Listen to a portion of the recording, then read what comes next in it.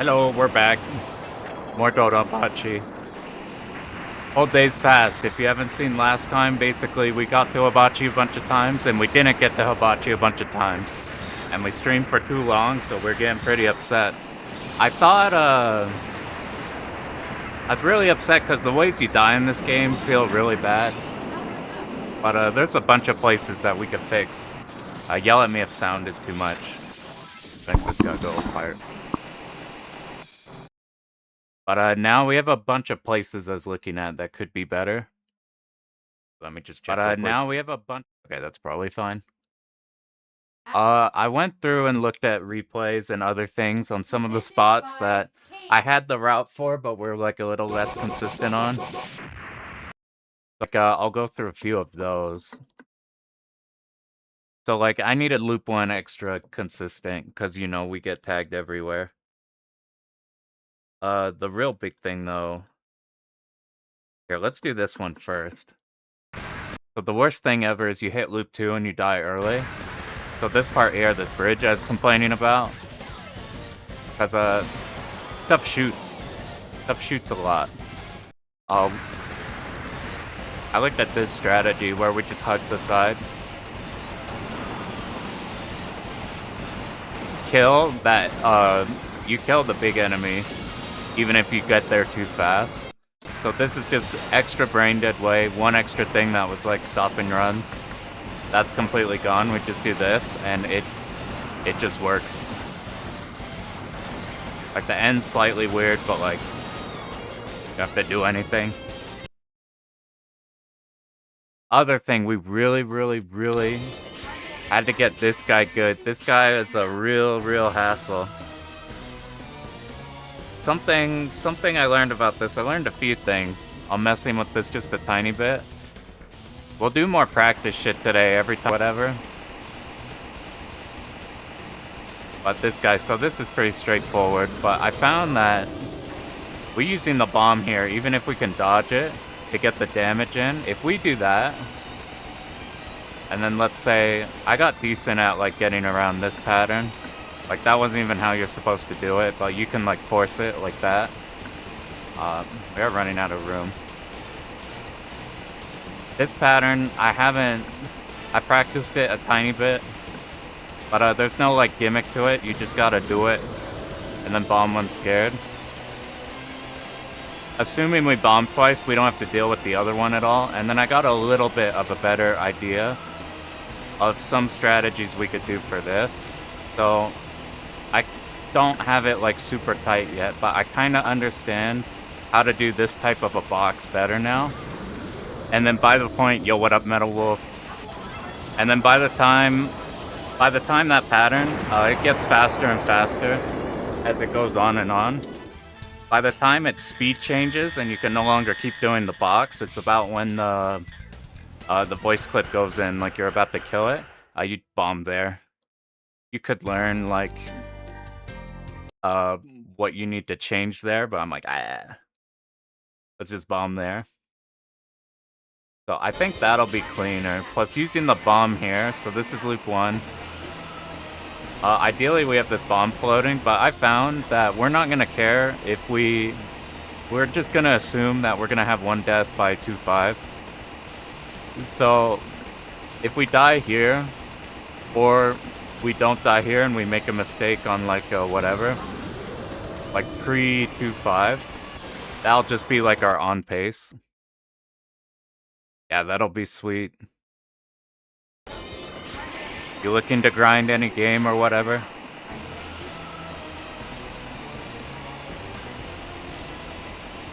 Like this boss here, we're just gonna, we could even, if you, I wonder if this is my state where, let me just test this real quick. This is fine enough to dodge the whole thing in the first loop without worrying too much. If we kill the bomb carrier at a certain time, we could basically keep the bomb around until this point. And then we could do the hard dodge. You could just pop bomb. And then you keep the rest of it going. And then like we've done so much damage by this point. Assuming we picked up that bomb and we like routed it properly. If things are going good, then that was a free bomb. We'd have full bombs here. And then this pattern, we could bomb it, we could not bomb it, whatever. If we do bomb it, it's down to this pattern, and then we really just have to think about this. And I feel a little bit better on how to do this pattern. I'm still not super on it. Like, here's like what we don't want. But I can recover back into a position that's good. And the logic behind it's reasonable enough that like we did it without a bomb there. So I'm like, having that just feel a little bit comfortable makes a huge deal. Makes like getting here a little less scary. The reason the bomb works and we weren't doing it yesterday, basically, do I have a state close to there? Let me just get there real quick. We just gotta kill these real quick. And right after these, you get all of your carriers. So you see that we get the bomb carrier immediately instead of popping that right away. We just pop it now, and then we have it for the next, for the second pattern. It stays for a really long time. And even if it doesn't, I'm comfy enough with like doing a dodge on the second pattern. So like my fail case isn't so bad.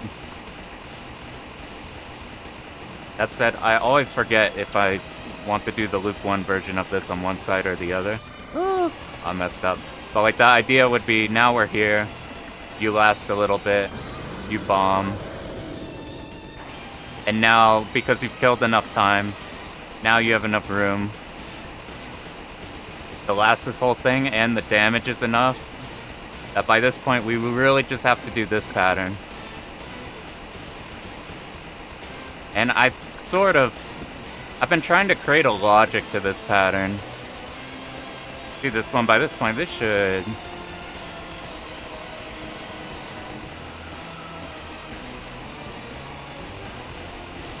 I guess if we have to dump 2 bomb before. Well, let's see if we could get the box thing going. It's you treat like the openings of the red bits as checkpoints. So like you go through here vertically, you stay here, you go through here vertically, you stay here. It's something like that, and then once you get to the end, like right there where the speed shifts, that's where you pop bomb. So I think that makes that a little more consistent. What other things did we improve in the consistency department?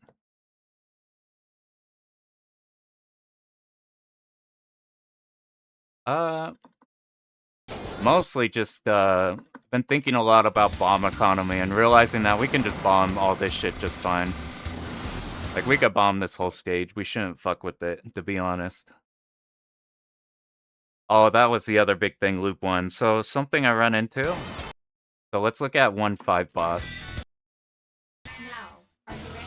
So, here was the strat we did originally. The problem we ran into is we'd mess up sometimes. So we'd start here with the safe spot, and the issue is when the enemies come in. So look right here, these are extra tanky compared to like second loop, so even though there's fewer, I have a bit of trouble. And then you have to like sneak your way through, and then like maybe weird shit like that happen or whatever. It causes problems. I ended up finding this shit you could do. So instead of that all first safe spot thing, and really the issue is at the very end of this, but here's something you can do. This is like a clean just tapping, and this is a clean just tapping. And now the only danger point here are these. So we should just focus on those and end up high, and then it's just one more tap. And the reason why this is all good, one, we don't have to like fuck with the safe spot. What up, Roguro? But the big deal here is this pattern is harder than the second loop one because it can wall you right now. If I do it right, you kill it before you have to go down. So that's a big deal there. That's one less thing that could just knock us out of the first loop before hitting the second. What other things did we improve? A lot of... So I figured out... let's talk Hibachi final pattern real quick. So we flubbed a bunch of Hibachi finals because of this. Like, let's get over to Hibachi final. So the misconception I had was I wanted to last as long as possible on every single bomb life. Because if you do this, let's say you spawn in, it's got bomb shield, bomb shield, bomb shield. It still has bomb shield. Oh no, I'm scared. I bomb. I got no damage for that bomb. Oh god. Oh, I got no damage for that bomb. Look at the life bar. If I'm bombing at this rate, I'm doing literally no damage. So yesterday what I was really scared of is like, what if I don't get lucky like this and find a formation where I can live here for a really long time and do a lot of damage? So I kept trying to force not the ones that walled you, but the ones like this, where I could feasibly get through, but if I risked like 5 bombs on that, like right there, that was the example of one I thought I could get through, but like it was like you'd have to do good there. What I ended up learning is we don't need to worry about that. Because here's the thing with this final pattern, it's gonna throw, it doesn't do like, it's not entirely like 100%. Like, look at the gaps in the pattern. Sometimes it gives you this wall, and we'll just bomb. We didn't get much damage, that's fine. Oh, big wall, that's fine. We just bomb. But eventually, it'll give you one of these open patterns. Just with this movement, whatever. So, even if we do not get good patterns on the early bombs, and we don't do any damage to Hibachi, like right here, if we tried forcing that, that was a probable death. We would have wasted whatever resource, and now look, now it gave us one. So what I thought was I need to ink out as much damage as possible under every bomb, otherwise I'm gonna fall behind. What I think the actual case is you just bomb until it gives you a pattern, because it's gonna give you a pattern eventually. It's not like it can roll like nat ones every time. So I think the goal there is you just turbo safe bomb, like really, really safe bomb. And then eventually you get a good pattern, you make up all your damage. And then like whenever you are towards, your life is more valuable when you're at like 6 bombs. So you can like play ultra safe, maybe you get down to 1 bomb. You stop playing ultra safe. And then like maybe if you have 1 bomb left, maybe you'll go for those like slightly harder ones. And that'll restrict, it will use more bombs. It will do less damage, but it will guarantee no dumb mistakes. We had a lot of runs that were like guaranteed kills that I threw away because of trying to eke out as much damage as possible. I didn't want to get in a situation where I like bombed 5 times and did no damage. But the thing is if you bomb 5 times and do no damage, the 6th time it's gonna give you the god pattern.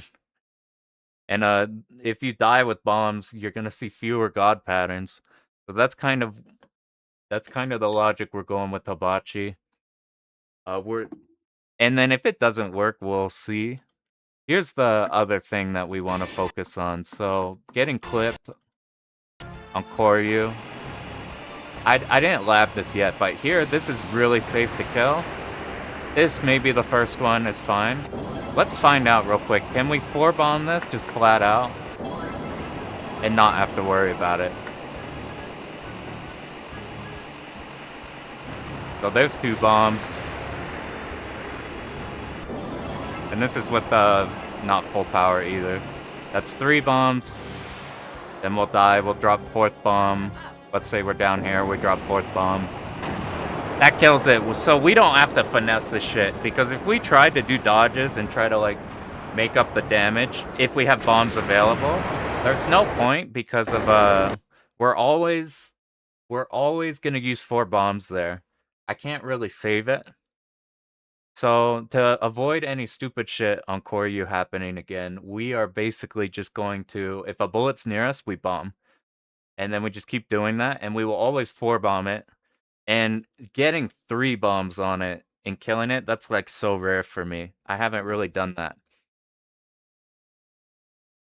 So that cuts out some inconsistency. Don't even worry about that at all.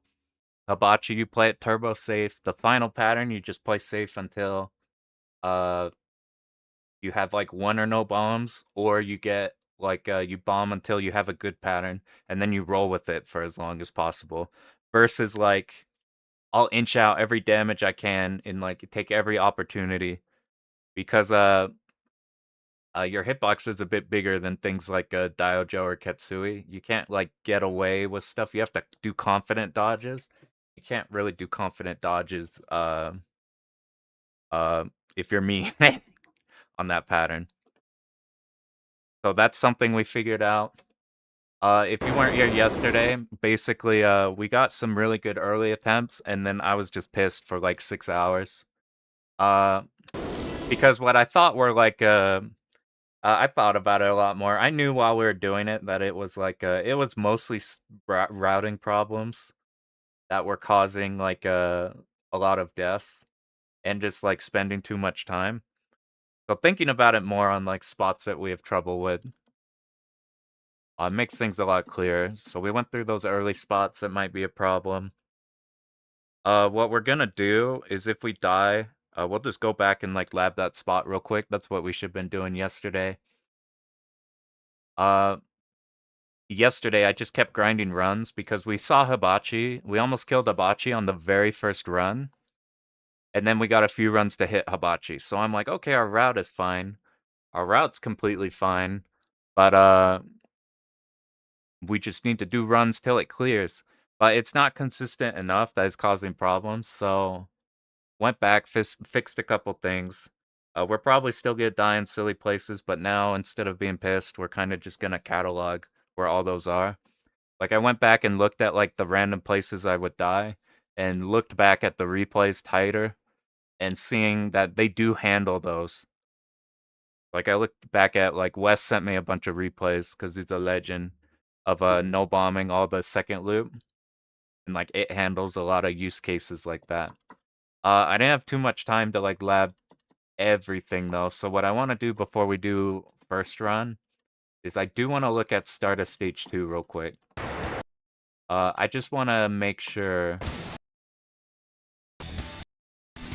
that I exactly know what I'm doing on this very first tank section here. Is we're killing at the top, we wait for all the helicopters, we go, we laser, we're tapping down so that helicopter's not annoying till it dies. We're gonna kill this, move over, laser on the side so those tanks on the sides aren't a problem. And then here's what I found here. Do you see these? If you kill these too fast, the fourth one comes out, but the fourth one doesn't shoot. It can't shoot. So that fourth one is unconsequential. Does anyone ever no-miss the game? I don't know of any no-miss runs. I found a Nico channel that no-missed like Diojo and Ketsui. And but I suspect they're tool assisted because whenever I tried to look up the player, I'd get things on like Shmup Wiki. It has like probably tool assisted, and then I look up on Discord and somebody'll be like, "Yeah, no miss, Diojo, yeah." So I'm like, I don't know of any no misses of this game. There was the last notable no miss I remember is somebody, I don't know which player. There's a Japanese player who no missed Mushi Ultra, which is fucking tight. I think they're streaming it or something. I think I watched the replay on that. That's a cool ass run, but like that TLB uh is something else. There's a bunch of strategies for it, but they don't make it easy. It's fucked up strategies you got to do, but it's pretty cool. So now we're in a better headspace for this game. I also yesterday I had a sinus infection, but I was so like amped up on the game I didn't even notice it. Today I notice it more, which would be a problem, but whenever I'm sick, I'm a lot more calm. I get chill, relax a lot more whenever I'm sick. So I'm actually looking forward to shit. I was honestly thinking of taking down the VOD of the other one because I was just so mad the whole time. I'm like, nobody wants to watch this shit. I personally hate watching when streamers are just like mad at a game. You could be mad at like some dumb thing that happened or whatever, or like at a bad game or something, and that's fun. But like if somebody likes and fun to watch. But I kept it back up. There's a bunch of, I think the start of that was good. What shocked me is the first run that almost killed Hibachi, my reaction after we almost killed it was, "Oh, okay." And then went back into it. I'm like, "That's I want to keep that for this time."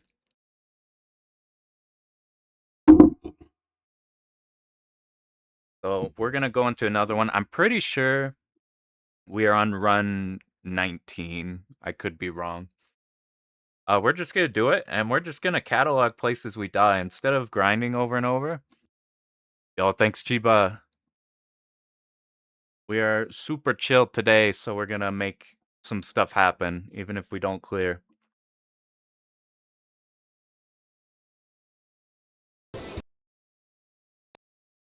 So we're gonna run it now. Pretty much all of second loop, I'm just not gonna talk on anymore. Uh, just to like turbo focus on it because it's like 30 minutes of loop one, and then like get tagged and start up 2-1 and reset. Uh, I bet everybody's tired of loop one like I am. I appreciate it, dude. Yeah, now that we've gone through the agony of almost clearing and not for forever, now we're just gonna play the game. Wait in. I thought they were the same for the longest time. I found out that I think Hibachi is harder on JP. Probably something with rank or whatever. But that's the only difference I'm aware of. There are differences if you play 2P or not 2P. Like if you look at scoring runs, they're gonna play like the black version of this ship. The reason they do that is I think the medals you collect throughout everything are worth more. I think that was it. I haven't actually looked at the scoring significance of it for a minute. Or has something to do. I think it's these. I think those stack or something. I could be mixing up like S-Braid in this game for how those work. But the problem is Hibachi. In this game, Hibachi can give you a randomized slowdown. So you could get an easy Hibachi or a hard Hibachi. Easy with like huge asterisk next to it. Easier.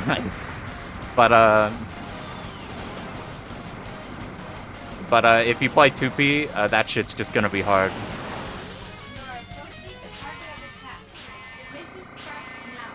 Are you ready? And the huge mindset change is we basically are just gonna assume we're at 2-5 with the death.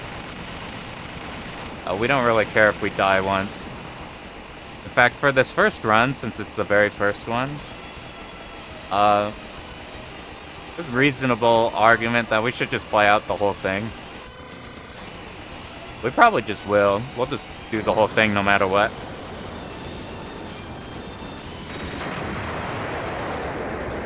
And then we'll note down all the places where we have problems on.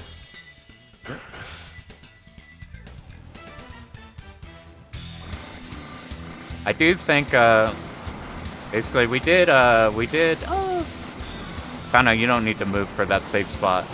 I learned that we do not, need, it's not required. I forgot what I was gonna say already. Just making sure this here. I'm paying attention to those tanks in the middle, the way those shoot. If you angle those, fine. Oh, this is first loop, this is 2. We fixed this. I had a few runs yesterday where I ran into the enemies here because I didn't get up there fast enough. Way we fix that is because we don't have to worry about the 4th tank that will come out the bottom because it can't shoot anything. We essentially just kill the tanks as fast as possible, rush the top, and by rushing the top, it's guaranteed none of the you'll be there in time. You have enough time. We spent too much time just killing the 4th tank or just making sure that 4th tank wouldn't spawn. We don't have to do that at all. Yell at me if sound is weird. I think it's same as yesterday, but I bumped the mic around or whatever. Maybe this run will explain more on like routing stuff, because 8 hours in, I didn't give a shit about explaining the route. So we can use this bomb here on the boss, or we keep it here. This is when you get your first like max mode for score-wise. We just want the same muscle memory for first loop and second, so as soon as that targeter hits this side, you start like rapidly tapping. We hold to the side here because there's a turret on the right that will shoot like lines at you if you don't. And now if you've done this boss for first time, you probably damage it to this point, and then the cannon comes out, and the cannon gets progressively scarier and scarier. If we do this where we kneecap one of the sides, and we make sure not to go to the top, we can do this where we trigger its second phase while it's mid-transition, and we have all of this point-blanking time. And now instead of that like cannon pattern, we only have to dodge this pattern, and only for a little bit. We basically only have to dodge one bullet. That same exact thing works for second loop, but the last bit's a bit harder. And I just brushed my teeth, so that shit I'm drinking tastes so bad.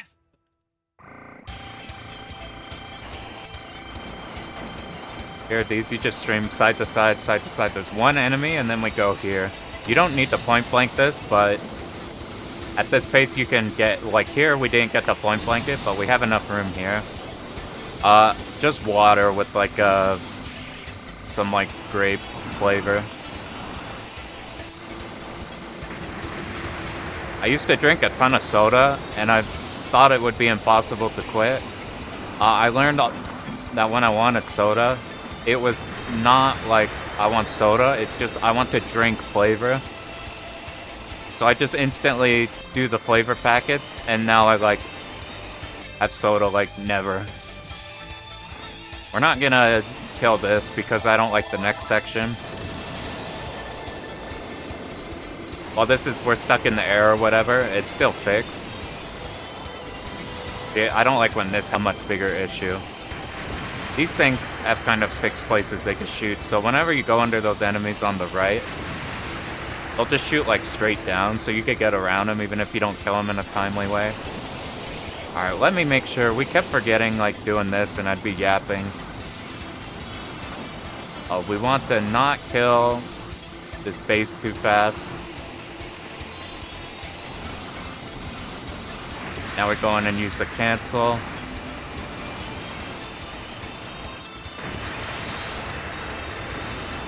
Then I'll just bomb here. That's a fine place to bomb, since that's completely free.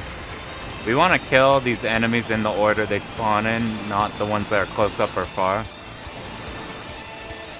And by doing this last section, which is really scary, we could just wait till the last second. And now we have an open pathway. This is something I didn't have time to lab, but it's like, whatever. I say we didn't lab that, and it almost killed us right there, because of, it's different from first loop, second loop. Because the enemies the helicopters that come in on this loop will just shoot like a 3-bullet at you. In the second loop, what they're doing is they'll shoot around you, so you treat them a lot differently.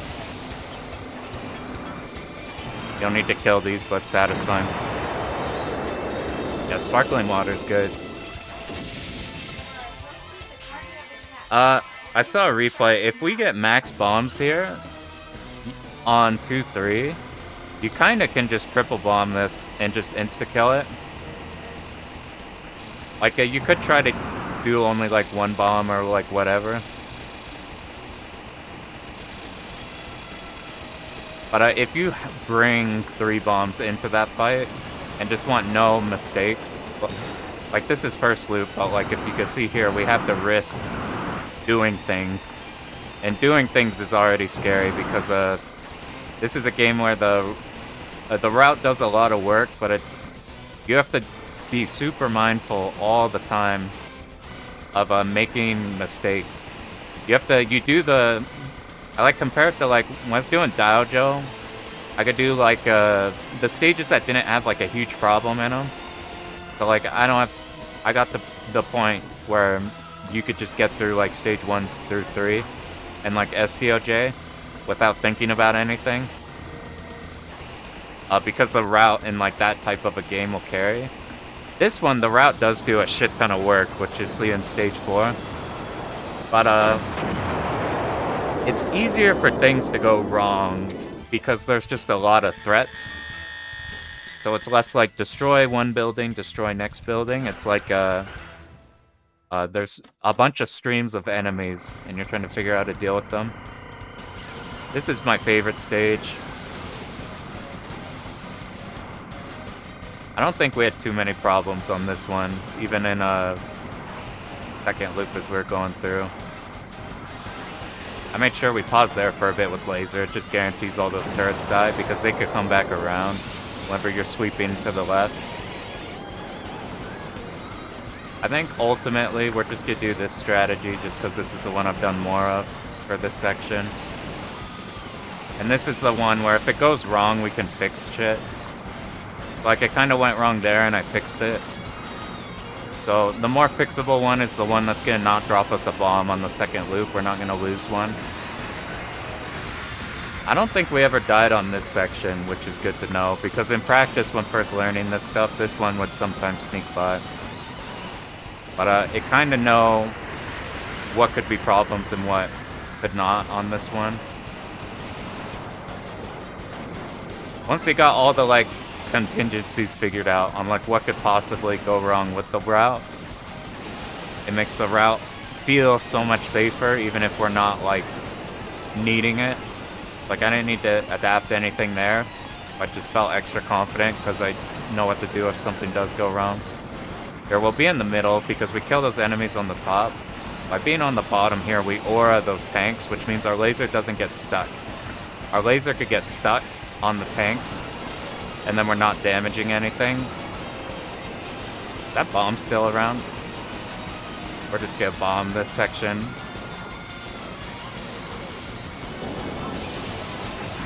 It's pretty bad for score to do that.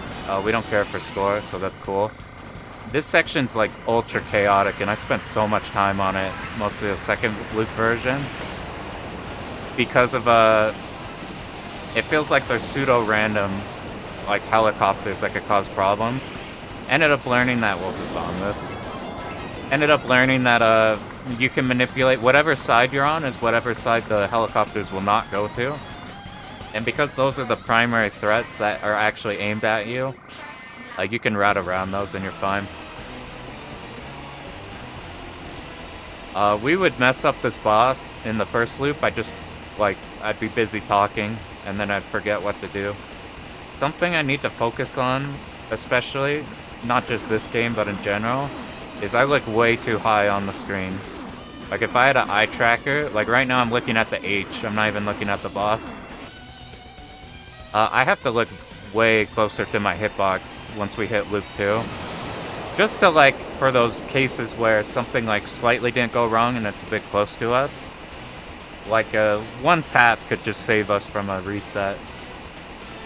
And if I'm just too busy looking ahead at like where I want to go, then we can't like react to anything.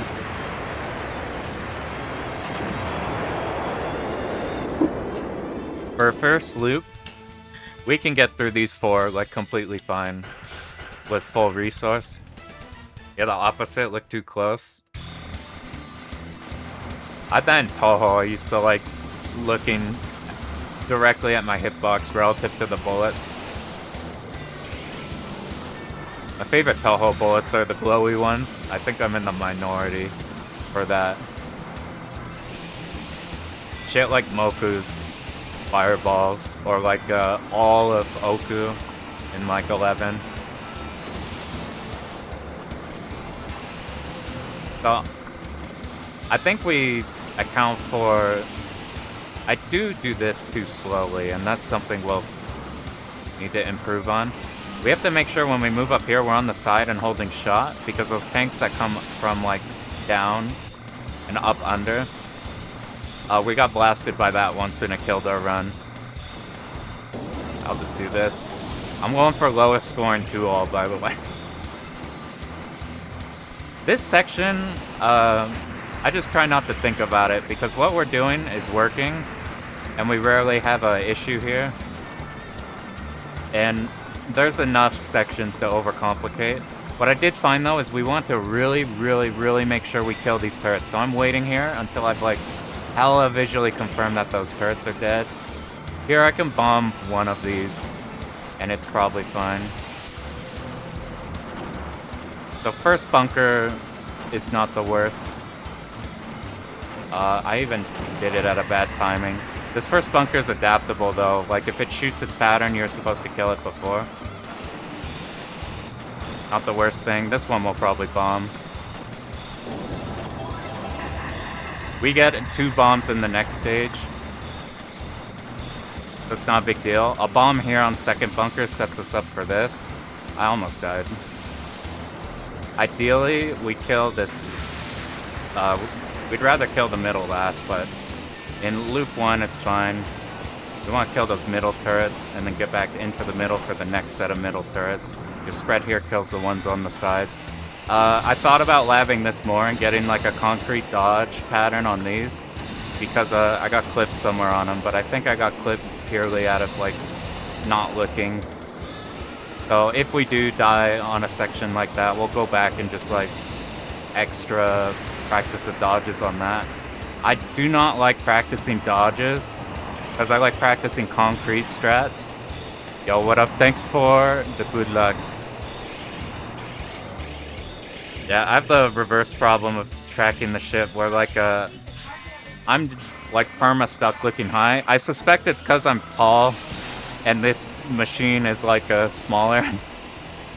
So like I have to really look down. Here's the new strat.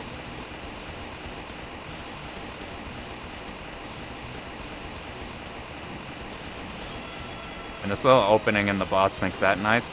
For here, to make it easier, we are just thinking about these ads, and then we can go into the red bullets. If we think about the red bullets too hard, it causes issues. So the reason we're doing this strategy now is because if we do it correctly, it makes it so we don't have to dodge out of here. We kill it in time. Let's find out if that's the case. It wasn't the case there. I was gonna bomb if it went later. But if I do that correctly, maybe I'll look at the replay again if we ever die there. Because it kills it way before that point. But if we do that way, then we don't... That's like one less RNG spot, or spot that we have to use any brain power for. We want as little thinking and decision making as possible. I like this strat a lot. Because the other ones you have to do things. This one, you can just do the movement. It deals with everything. If we're on the side here, I used to have so many problems with these Beyblade things. Here we are just really looking at this middle Zako tank and making sure that doesn't hit us. That's like a thing in the next loop that's a problem. This section I try not to think about because I tried creating a concrete route and I found if I just kind of shoot everything, it's fine. Like, this is our route now. We just shoot the thing when it appears, and let's just not think about it otherwise.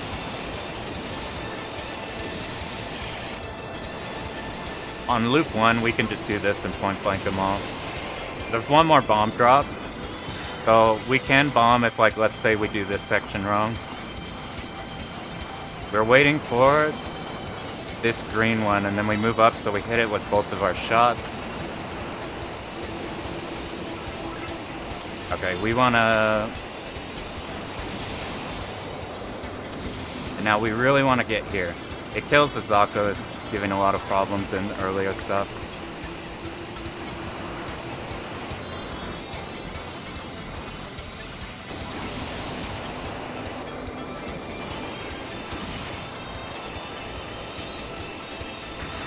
That's kind of... I've practiced that a tiny bit more. But it's still not exactly where I want it to be. But it's better. That was risky. I probably should have bombed there if this was second loop. We want to go slow here. We don't want to go too fast. That way we outpace the green bullets. As soon as that green one on the top right appears, we go kill these. Once we get pushed out, we go. We come back. Nothing can hit us. We want to kill 1, 2, 3. We wait for 3 in this vertical lane. We wait for 2 in the middle. Wait for 2 here. We sweep everything. We want to point blank these. We want tap side, side, side, go back. We want to go under these just for extra safety so we don't get blasted. As soon as that shoots, we go. Point blank, we stay here for a bit because the pink shots are aimed and the purple are slow. Just wait there for as long as possible. I accounted for the fact that I would forget to blow this bomb up late. So we're not gonna bomb the second pattern, but we're still just gonna bomb the start of this. I'm not sure at this if I should be, whatever. We'll just bomb here, why not? So not good damage, but whatever. I don't have the worst time dodging this one, because once it hits the side, that's whatever. I've resigned myself to we're gonna eat a death on this boss, and then if we don't, that'll be cool. Which means it's perfectly fine to... I'll dodge real quick.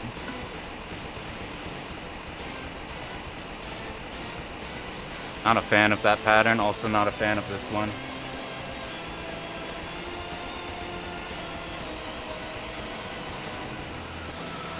I hit my pause on accident. It's on my heavy kick button.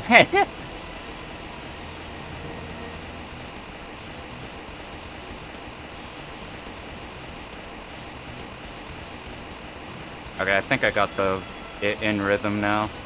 The red bullets are going exactly where I want them. They serve as like racing checkpoints for us.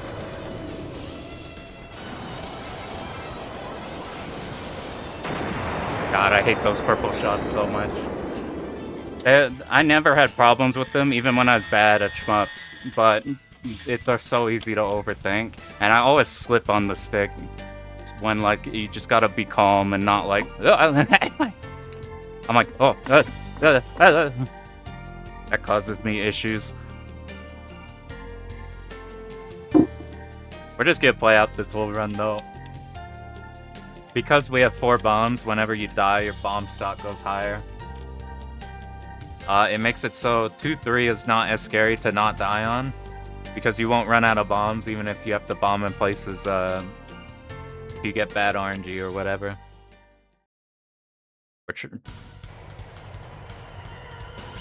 Yeah, I don't find them the worst. Like, there's some thin bullets on that stage that are a real hassle. But this game definitely has shockingly problematic bullets. I'm out of power, so this is extra weird. We don't get powered up until stage 2. So here's the new shit we're doing.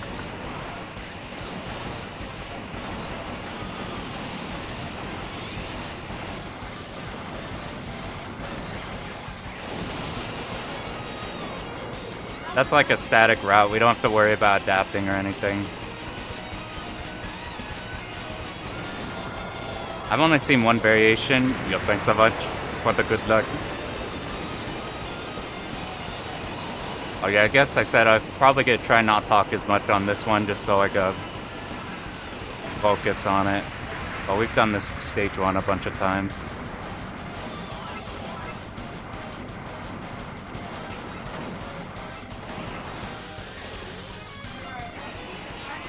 This boss I don't have issues with. I don't think we died on this one before. At least for in loop 2.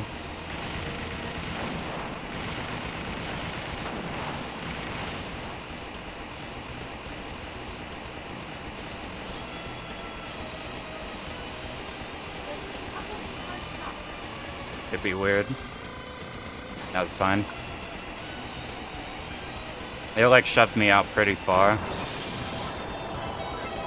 But we still have enough speed even on the slowest ship to get around there, get into safer spots where you don't have to do any microing. I don't want to do any dodging in this game because I have a really bad feel for the hitbox. So anytime we can macro, that's the best. We do get a bomb on here, so we're maxed out. I'm not going to try safe spotting, we're low on power. We don't get power until end of here. Luckily our laser's still good. tanks, avoid tanks, which are an extra problem now.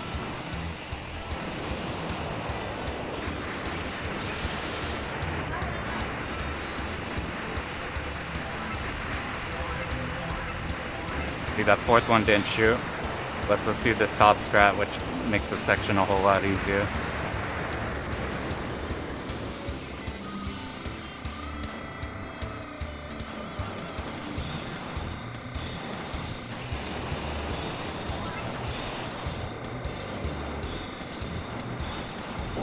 That's so dumb. That's pretty bad, actually.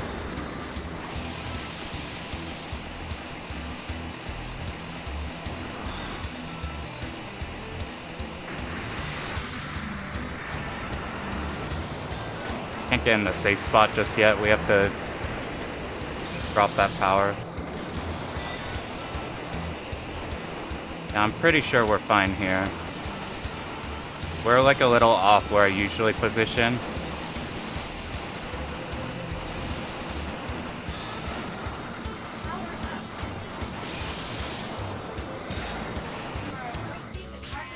Actually, we'll get a fine bomb to use on the next stage.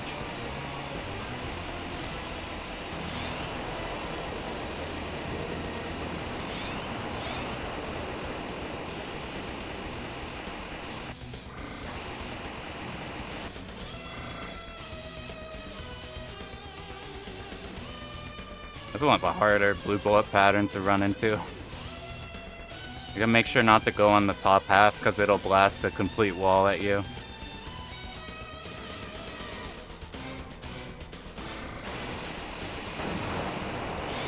And a dodge.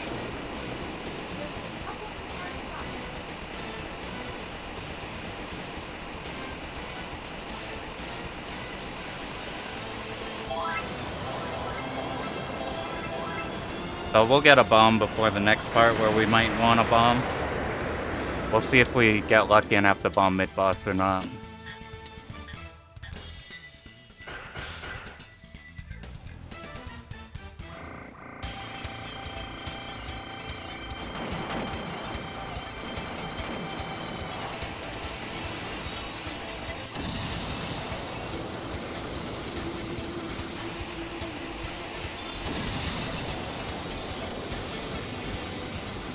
Even with bad movement, that's fine.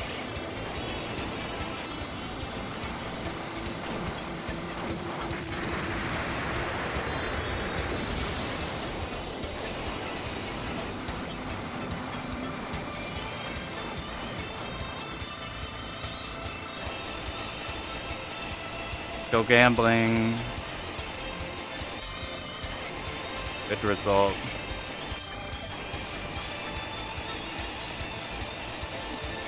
That's great.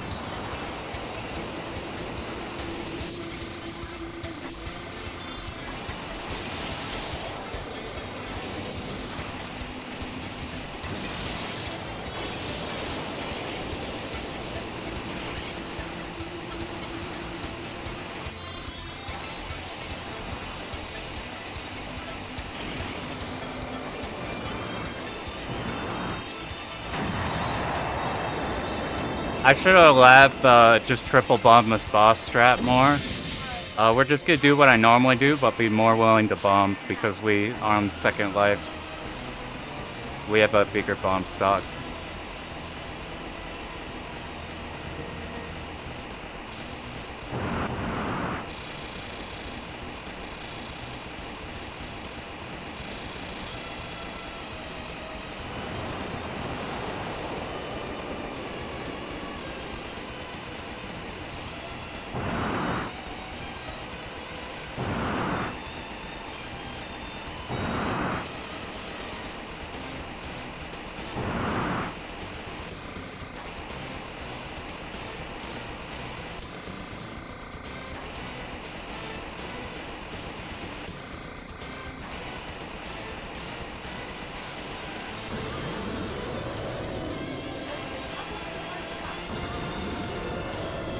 We'll get 2 bombs back on next stage.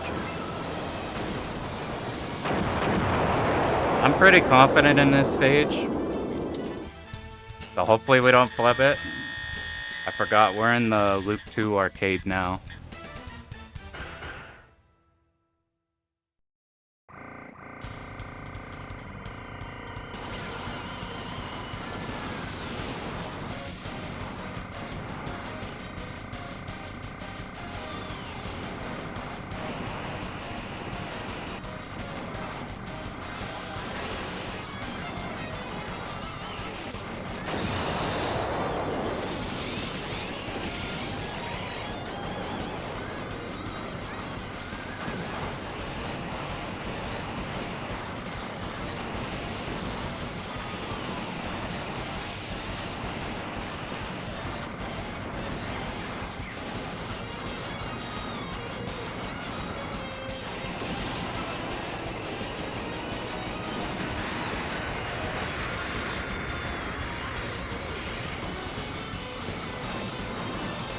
Four, 5.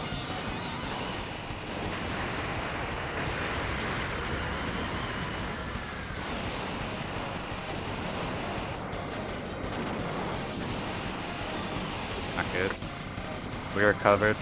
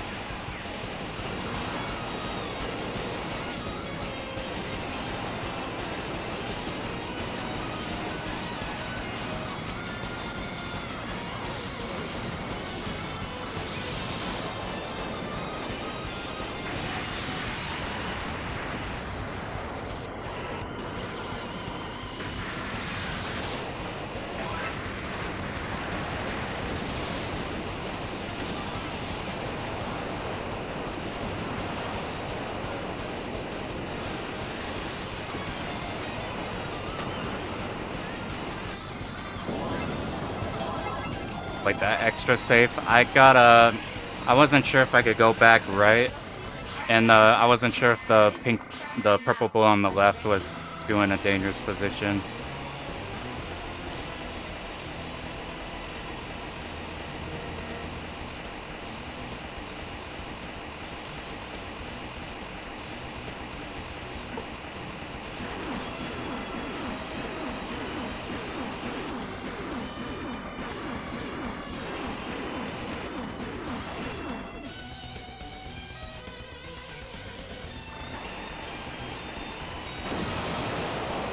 So pretty good run actually. Like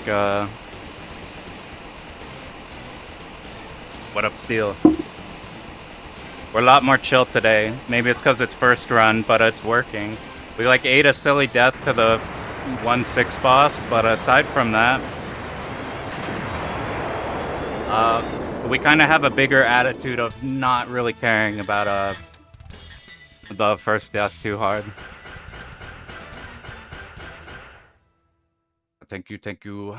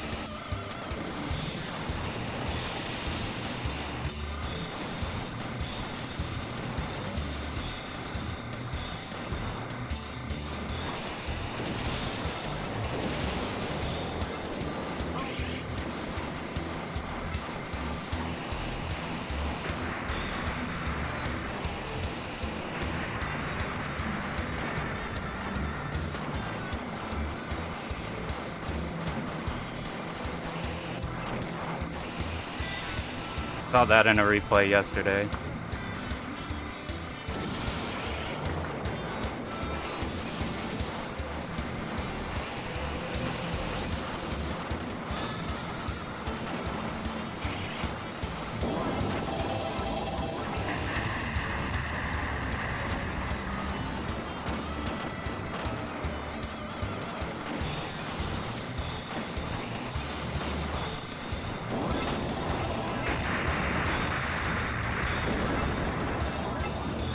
That might have killed the run, to be honest, but we're still gonna go. That was too many bombs there, so this is gonna be like a problem.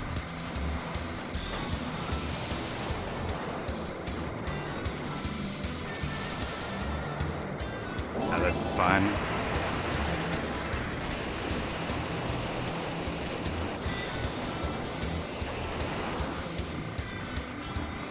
So that's like a huge catastrophe on the run, but if we do next stage, fine, it's whatever. We'll just keep playing, you know.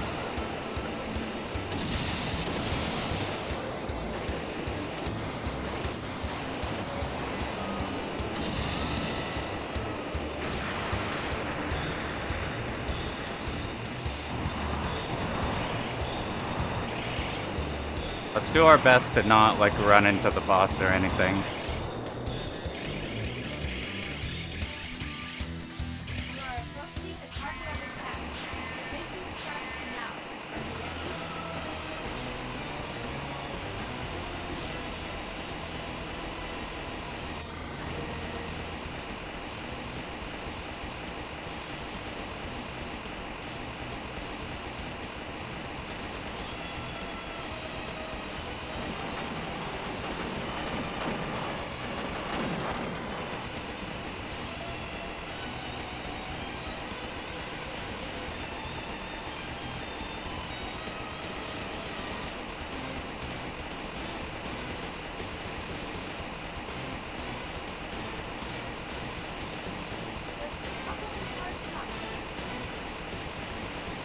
Yeah, I believed in the safe spot. So we get 2 bombs here. Assuming I don't mess up, which is a big possibility. We get the bomb before I mess up, though. So thank you, thank you. And no miss is a lie. We've eaten 1 death so far.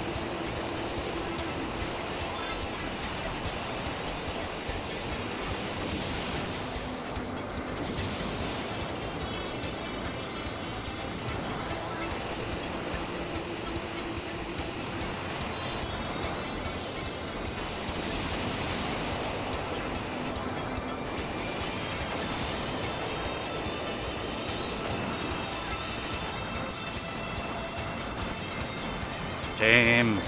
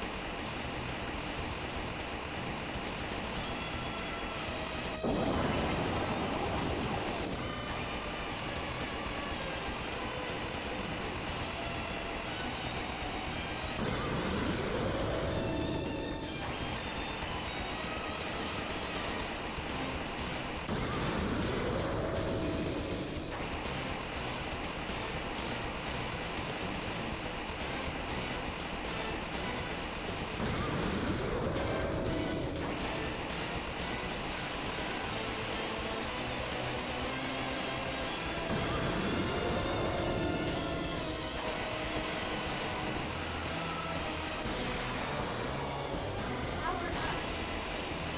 There's probably more shots.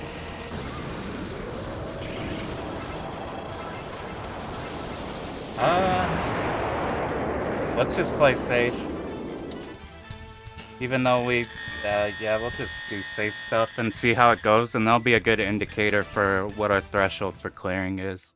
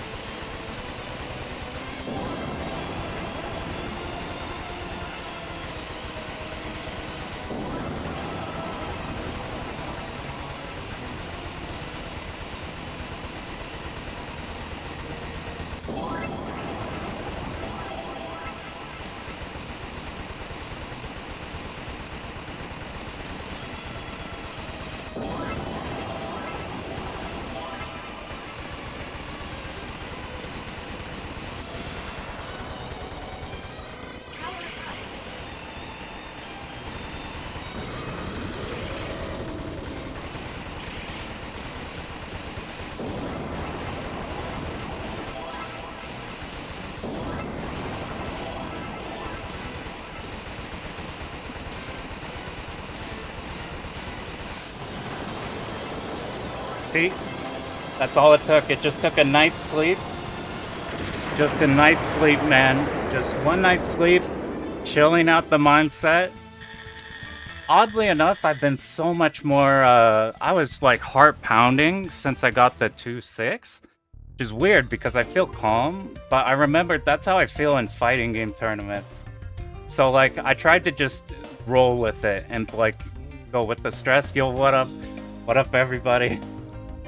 Oh man, thank you all for dealing with me for the whole last stream so that we could get this one.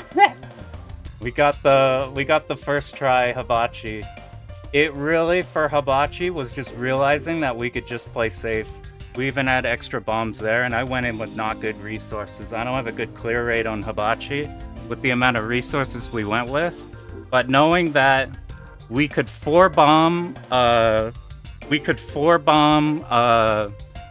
and just not even fuck with the Big B, and then realizing that we really can just bomb everything on first phase, and then realizing that bombs that don't give you any damage on the last phase are completely fine, because it will give you like a good pattern eventually. Oh man. Man, I feel so good after fucking being such a bitch yesterday. It really is a mindset diff. I even knew that yesterday. I appreciate that, Wes. And you're, I was looking at your replays up till like an hour ago. I found like some of the places I was dying that your run accounted for that I didn't realize. Game over. Was it? Technically, if you look at the video history, it looks like I cleared DOJ and then did this in like 2 weeks. I actually had been working on this for a long time, and then rage quit, learned DOJ, and then came back. Ended by Cave. So I knew like most of this, but your route combined with me trying to learn how to not have a shit mindset came in hard there. I guess you turn off the timer. Man, you know what's funny is that's what could have happened yesterday. We got really close to first run of Bachi. That would have been the funniest shit. That would have been the most fraud run. I suspect that DOJ might have gone like this if I didn't get like a god run. But yeah, if you ever wonder about mindset in these games, look at like the later runs I did yesterday where I was just like about to get me banned off YouTube every time I ate a death, versus this one where we made some critical mistakes. Oh yeah, that's a good point. Like end of the year. At the start of the year in May, I remember doing Shmup Slam before I started doing videos and just grinding out the DOJ 1-all. And like before, like while practicing, before going up on stage to play DOJ, I was just not clearing. It's crazy going from like that feeling to like, wow, we've done a whole lot in like half a year.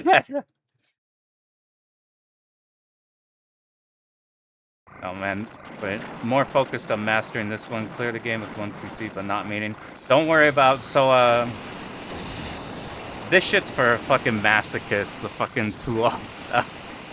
I'm like, it's most likely, if you want to have fun, I would stick to 1-all. The challenge though, oh man. How do we decide? So now we get to pick. Do we think this is harder or easier than Daiojo? I think Hibachi is easier than Daiojo because I went in with lower resources. I just bombed. I got a little lucky dodges on I got lucky patterns on the mini bees, the purple waves. I survived a little bit longer than I normally do there. But for the most part, I didn't do anything special on Hibachi. I just didn't die. I just bombed where I was supposed to. I did get lucky. I did get lucky at the point blank going into second phase though. That like changes everything. That's like an entire life's worth of damage if you don't get that. But like I think this one's, I don't know. It's weird because they're hard in weirder ways. So like this is for Black Label. If you're playing White Label DOJ, I'm like, good luck, soldier. It's interesting comparing them because you know, a lot of people have been, ever since that like Octane Cave video, there's been just everybody like flinging out opinions everywhere. It's been pretty funny actually. Like everybody's fucking pissed. It's been awesome. But what I love stuff like that because I feel like I can look at different perspectives pretty good. So like the things in this game, you can bomb when mistakes happen. Atlas. I definitely, if you're doing one all, this is a Resentment easier by one all than DOJ and SDOJ. If you're not experienced at getting cave one alls, this is not an easy one all, despite what you might see online. It's easier relative. Like, but don't worry if this shit takes you a while because this is like a low key, like hard game compared to like what you might think. Like, I see a lot of people who, I even think like, yeah, less hard is a good way to put it. Yeah, I think DFK 1.5, I would probably count it. I think Mushi 1.5 is like in that upward spot of like the easier ones moving up, but I didn't get the lowest scoring 2-all. Ooh, let's fucking go. What's the lowest scoring on I'll check. I want to look at replay burners and, or not replay burners, restart syndrome and the Shmup wiki. Didn't make lowest scoring 2-all. I didn't even hold max bonus for shit. Yo, DFK is one I really want to do because if you looked at how we were getting mad yesterday, something I brought up is my need to not bomb and to maximize my lives and then dying gets fixed in that game because you got the safety net of the auto bomb. At 90 mil? I wonder how like you score lower than me. Because I don't chain at all. I don't have a single section I chain. Maybe if you die like in places, or maybe I did hold max bonus for like a somewhat amount of time. DFK Black Label, I made a video on that. It is, you don't have the auto bomb to save you. It is a lot harder, like a lot harder. And if you go for a requirement, it gets a lot harder. Like I don't know how I would compare that one to the other ones, but that one's no joke compared to 1.5. I'll look at thing now. I think I have somebody put my replay on the on Shmup Wiki for DOJ, and I think I basically hold the record now for lowest scoring 2-all, at least with the. Let me look on there. 2-all. People who actually score, like, octuple my score without ever doing second loop, which is pretty funny. I'm looking at White Label. God, White Label sounds horrifying. Man,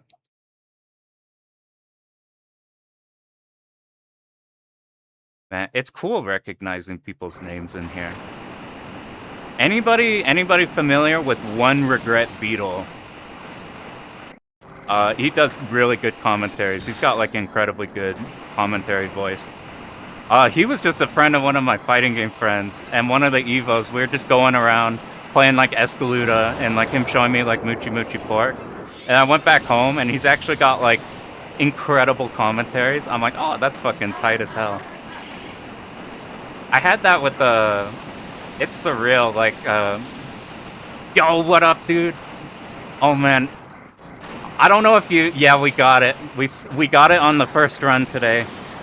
So, I don't know if you saw any of yesterday, but I have never been more mad in my life than yesterday. Which is weird because all of our runs that got the hibachi early yesterday, like I literally like threw away a run that should have guaranteed clear on hibachi, the last pattern. And I was like, oh, okay. And then we go back into the run. But like, dear God, after 7 hours of this game, I was so fucking mad yesterday. It was unbelievable. I'm like, I need to never let that happen again. I was thinking of deleting the VOD. It was that bad. I didn't because the early bit's fine. And I think it's a good example of like, compare last run from yesterday to run today where I'm a lot more calm. And it's fucking night and day mindset difference. But we got it. We got a fairly safe hibachi. Oh, thanks a bunch, dude. It's shit's hard as fuck. I'm I don't think I'm built for long games either. It's so long. I'm starting to be a loop hater. That said, we'll still do DonPachi and DFK because 1.5 2 loop is interesting, both because it's easier than these. I wanted to get this game done because I realized that okay, we did SDOJ hibachi. That hibachi is so fucked. Only ever killed it once. We did DOJ hibachi, which that hibachi is like that hibachi's not okay. And then I was like, those are like the really, really hard ones, aside from white label white label DOJ, which is I'll never do that. I was like, if we get DoDonPachi out of the way, then all of the rest of the hibachis are gonna be so much easier. And like we had so many runs yesterday to get there, and I was just so fucking mad because we had so many runs, and like, yeah, the more you do 2-alls, the more you start to hate them. I start to feel you. I didn't hate 2-alls when I was doing DOJ. I was really fucking mad at him yesterday. I looked up at the total run counter, and I was like, it was like 16. Wow, we did 16 first loops. I'm gonna die. Oh. Hey, your last few videos, Mr. Fortman, are fucking sick as hell. Like, especially so. Like, really good. I always like your stuff. I got on I put it over there. I tried a Alien Soldier on that thing. Dude, I'm stoked to learn that game. That game is so good. I would have never tried that game either. It would have just been one of those games I knew was good, but never tried. Oh, man. No, dude. Everything is, like, perfect. It's, like, perfect. I appreciate it, man. I was mentioning, I think a big reason I started doing things was watching your videos. Something clicked when I was watching those, and it made me want to... It really made me want to create stuff. Once I, like, found your channel. So, this is all your fault. I can't believe you. But, yeah, thanks a ton, Wes, again, for the... Dude, fucking... If you guys haven't seen Wes's run, so he's like a gamer. This motherfucker did Futari Ultra, and then he went on to Futari Ultra but harder in 1.15. That's a real gamer. But this dude just uploaded all of his routes for me that he didn't have, and I like studied the shit out of those. Fucking having like that is so helpful, so I appreciate that a whole ton. What should we do now? Yesterday we streamed 8 hours. Today we tried to be chill. Yesterday I was like about to get banned off YouTube every run. This one I thought about it today, so I have like a sinus infection right now, which sounds like a terrible thing, but whenever I'm sick, I'm a lot more calm. Like I don't mind dumb shit whenever I'm calm. So whenever we died on that run, it was just like, oh, this is okay, we could keep going. I've been bombed in a bunch of places. Okay, let me stop ADHDing, go back to what I was talking about an hour ago. What do we think about this versus DOJ? How do you feel about the game? Oh, fuck, dude. If you asked me that yesterday, I would have said that this is the worst cave game of all time. I would have put the 1-all of this game as like really solid, amazing foundation. Not my favorite, pretty good. And then I would have put the second loop as like an ungodly abomination that nobody should ever touch. I realized that I had a lot of... What I thought was happening yesterday is I thought my route was good, and then I was either just getting cucked in places or like I was just getting tired and mis-executing. Because I was fine losing to Hibachi after close Hibachi runs, but because that signaled that everything is going good, all you gotta do is just get one good run and then you're set. And then 5 hours later of eating shit, I was like just frustrated at the game. I was whining about all the things I don't like about this game. And what I ended up learning basically after I turned off stream, I started looking at routes that covered. I started thinking a lot harder about the places where I would die on, and realizing that my route wasn't perfect. In fact, there were a lot of places that could be improved, and and there are still a bunch of places I could improve. I used bombs in places I didn't want to on this run. But yeah, feel peak performance immediately after illness. There's something about that. Atlas. But Presented so by what are the K. good things in this game? So sprite work god tier. The way things blow up in this game god tier. It has a very different feel from all the other cave games, despite being the game that like set all the standards that you would see in cave. It has a way more rising level design, in my opinion. I could be completely off with that, but what I mean by that is there's a lot more stuff, and it kind of presents you this huge fucking plane, and you try to figure out how to handle whichever threats you want. As opposed to, like, I keep making the DOJ comparison, where DOJ is very, very linear game. I prefer linear, which is why I was whining so hard about this. I would, like, miss a tank, and then you have to adapt to that. The things that make this hard are the fact that the end game needs so many goddamn bombs. 2-5, you probably need to bomb a bunch. I used 4, that was ass. 2-6, you can get through fairly consistently, but I always had trouble killing the big tank in the middle. I could dodge the hard part, I just was so bad at killing the tank. But the problem is that boss needed so many bombs. That like I used 5 or 6. 2 days of streaming. All right, let's have this stream. This stream is the Christmas present. Last stream was Santa's naughty list because I don't want to fucking subject anybody to last stream. That shit was so bad I was gonna delete it.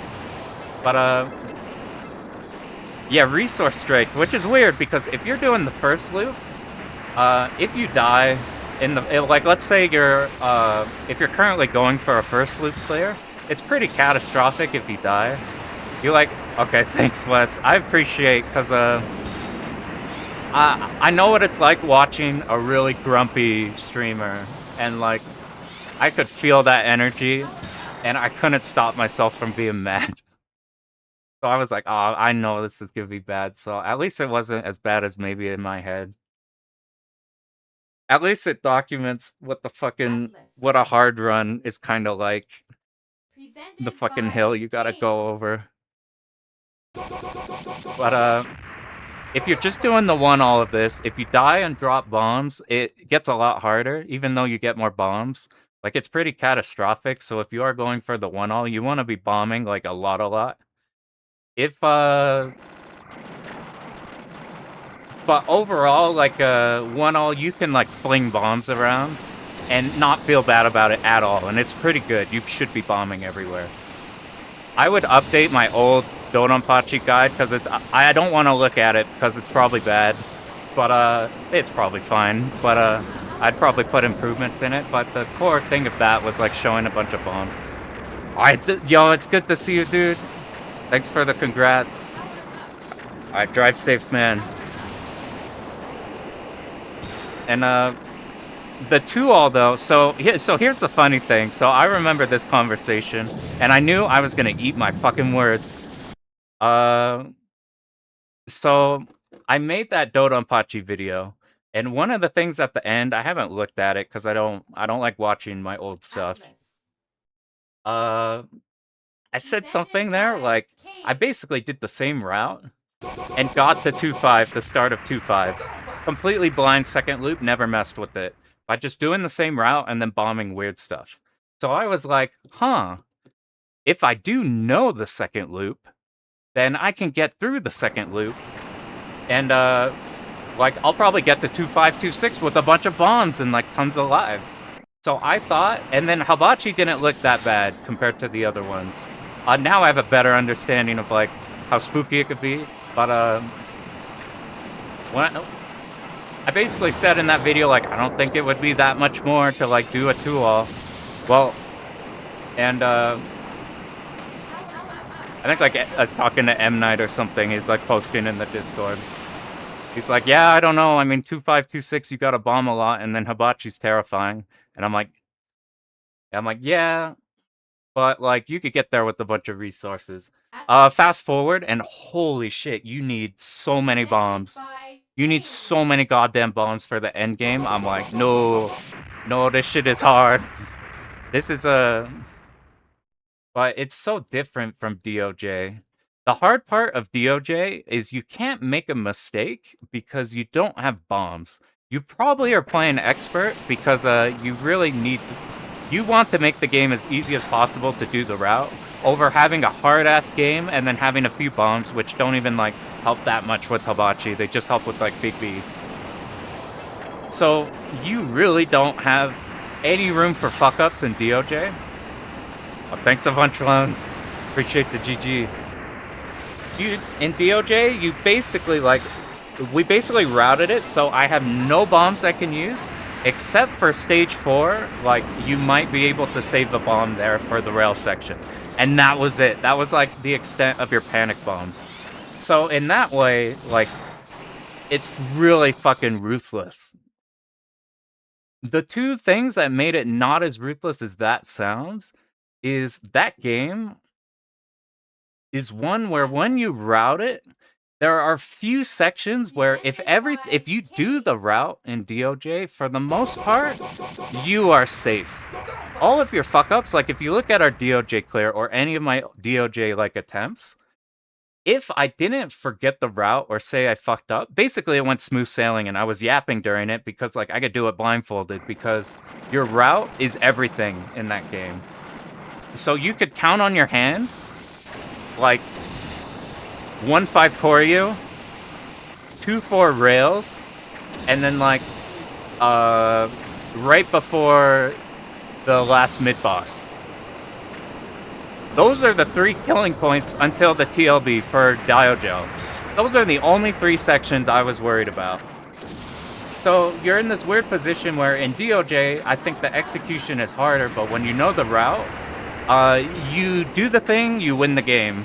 Outside of those few sections, and that's where you have to especially focus in game. This game is much easier execution. You can bomb, and you can bomb a bit more than like even I was worrying about. And your route solves a lot of problems. Like I thought this game was more random going into it. It's not as random as I made it out to be, or would whine about it being. The random elements actually weren't that bad at all. The real problems in this game are, like, you can bomb, so that's cool. You have to dodge a lot. So where DOJ, you don't have to dodge that much outside of specific sections. Because of the nature of there being a bunch of enemies, and it being hard to control, like, I want to kill a certain amount of enemies in this fucking 10 enemy group, or something. Or, like, it becomes a clusterfuck, and your route can solve a lot of those issues, but you have to be a lot more focused in on making sure that something doesn't go wrong, and if it does like slightly go wrong, that you're ready to pick up on it.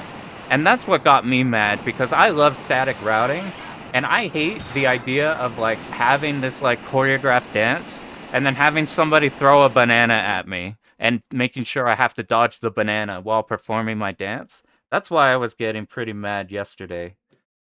So that's what makes this one harder, that you have to pay more attention for, like, little things can snipe you and will snipe you. And there are a lot of ways to die. So while I think the execution is easier, and the parts that are harder than, like, in DOJ you can bomb, there are more places that can tag you. And then I would have said that this Hibachi is harder, because if you set up Hibachi properly, you Koryu, Flying B, Hibachi. Koryu is pretty hard. Flying B is pretty hard, but if you have resources, you don't have to dodge the third pattern, which is a goddamn nightmare. And then if you set up Hibachi, it's only washing machine, and because washing machine is basically a casino, there's no like skill dodging washing machine. It's just like you just kind of go for it. If Koryu didn't exist, I think DOJ Hibachi would be easier. Because Koryu exists and can like fuck you over, I suspect this Hibachi is easier. Because ultimately Koryu in this, you just bomb everything. What we learned today, if you didn't see like earlier, I was talking about Atlas. yesterday, we had a lot of problems where we would enter Koryu, and I would try to get as much damage as possible on it before needing to bomb, including needing to dodge between the blue cross sections of the first pattern. And that was causing problems of getting clipped, maybe getting tagged by the boss. What I realized is every time I tried to save a bomb, I never saved a bomb. So this time, we literally just bombed it 4 times, didn't think about it. Hibachi first phase, we just kept bombing. Hibachi second phase, we just kept bombing until we got a good pattern. So maybe I rank this one easier. This Hibachi is easier. And then the difficulty of the 2 games is vastly different depending on what kind of player you are. I think DOJ is an easier 2-all for me. I think this game is an easier 2-all for people who like... I suspect the Toho player would be better at this 2-all than DOJ 2-all. I think they would have a harder time with DOJ 2-all. And I suspect, this is generalized, by the way. A lot of the good Toho players have fucking 2-alls of, like, all of them. Have, like... You look at, like, Peg or something, and they've, like, done every game. Or, like, stuff like that. Atlas. But, Presented by Cave. I don't know where I would rank this game on enjoyment. I think the resource check at the end and the longness of the first loop drives me fucking up the wall. I really like the presentation. I really hate the hitbox in this game. Like, really despise the hitbox in this game and the bullets. I like that you can bomb. You don't have to no-miss the game. After doing DOJ and Escaluda 2, trying to no-miss Escaluda 2, and to some extent Metal Black, I'm like, no-misses have been driving me up the wall. I want to play something where I don't have to. Oh. I think I will too, Wes. Enjoyed DonPachi more. So, Plasmo has a... I think DonPachi, the first thing I'm excited about is no resource check. You need like 3 bombs for the TLB. The first loop is chill. It's easier than this one. It's DonPachi next game. So we are juggling Atlas. between 4 games. We are gonna do DonPachi 2-all. I've already done the 1-all, but it's so long ago that I'm basically doing it fresh, and I'm doing Type A instead of C. So DonPachi is an option, and I think that one will be so much like chiller and funner, just because there's so much less stress. Because A, no resource check. B, Plasmo has like put out a god survival replay for the second loop. It is so good. It's so good. I don't pick a game. I don't go like, I want to learn DoDonPachi. And then I go look up DoDonPachi replays. What I do is I just look at replays of everything. And then whenever I find a route, I look at routes instead of games. So like, I didn't give a shit about DonPachi for a little bit. I'm like, oh, I cleared. Maybe we'll do 2-all in the future. I don't know. And then I found Plasmo's replay, and I'm like, all right, I'm stoked now. This is going to be a sick-ass game. That replay is so good. It's so goddamn good. It's unbelievable. If you want to see it, you go to Shmup Wiki, and it's in the video archive or whatever. It's so good. So that's option 1, DonPachi. It'll be way more chill. It's only 5 stages, so the loops will feel less bad. The loops are so much less stressful. And it's a cool game. I actually like DonPachi a lot because I love the midsection of games in between Cave and like old style. So we put in like Sorcerer Striker, we put in like Raiden Fighters, Air Gallet, your Ray Force, you throw in like there's a whole ton of games. Yeah, the TLB, dude, let me pull up the replay. I'll pull up like Plasmos for a sec. Plasmo has some of my favorite replays, and he doesn't put out a lot of them, and they're all awesome.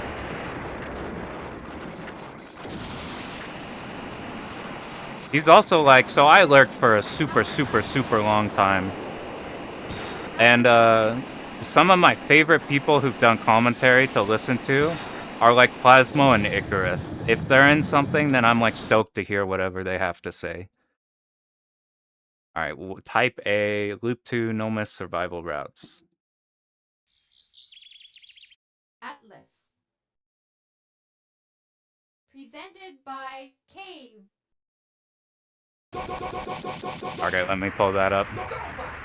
While I'm pulling up, the other option, DFK 1.5 Ura route. So recently, and by recently, I mean like 7 months ago, the god Asagami put out a to all of that, and it looks so fun. And the first loop and second loop are very different, which there was a discussion in Shmup Junkie Discord about two laws, and like Chinopolis was bringing up that basically the second loops are just fucking shit unless they do something different, unless they're like a fundamentally different game. That was his opinion. So like Kingdom Grand Prix, where you have completely different stages, that's an example of like a two loop that he likes. I'm in that camp too after this game, just because I've got so tired of doing loop one. The two discords I look at are the Shmup Junkie and the STG Rev one. The Shmup Junkie one is pretty friendly to like all skill level. Like they have a good beginner list for everything, and they're super chill about that stuff. They're not super fans of the hard like the fucked up memo games. Yeah, Shmup Junkie videos are god tier. They look like I remember the first time I clicked on a Shmup Junkie video, and I'm like, is this gonna be like one of those videos that's like top 5 shmups you should own for your Sega Genesis? Shmup number 1, and then like they have no idea what they're talking about. They just like picked games that somebody said was good at some point, so they're like, I've never played Thunder Force 4, but the internet says that I should put Thunder Force 4 as my number 1 shmup for the Genesis that you should buy.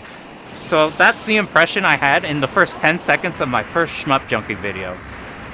Bam! Instantly, nope, he knows what the fuck he's talking about, and the production value's good, and just everything is good. Man, those videos are so great, man. I watch those a lot. Dude, his stuff is so goddamn good. And his stuff takes so long. If you guys have not done video editing, you have no goddamn idea how long those Shmup Junkie videos would take. I'm like in fucking awe every time I look at one of those like long ass ones. It's unbelievable how much work goes into those. It's like actually fucking insane. Okay, now let me. So which one on OBS is fucking capture Chrome? Is it window capture? It's window capture. I've edited before. I've not streamed until doing shmups, so I'm fraud streamer. Living spaces, sleep center.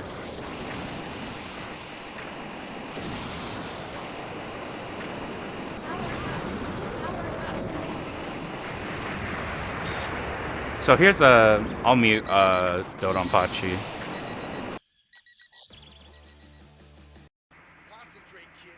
Okay, this run, like, I'm just gonna show just a second of the start, so you get an idea of what kind of run this is, and then I'm gonna show Hibachi, or not Hibachi. I guess it's Taisabachi. So I didn't think Type A would be good in this game, but this run is super fucking engineered to deal with everything. Everything, every revenge bullet. Everything has been accounted for, and that's why I love Plasmo's runs.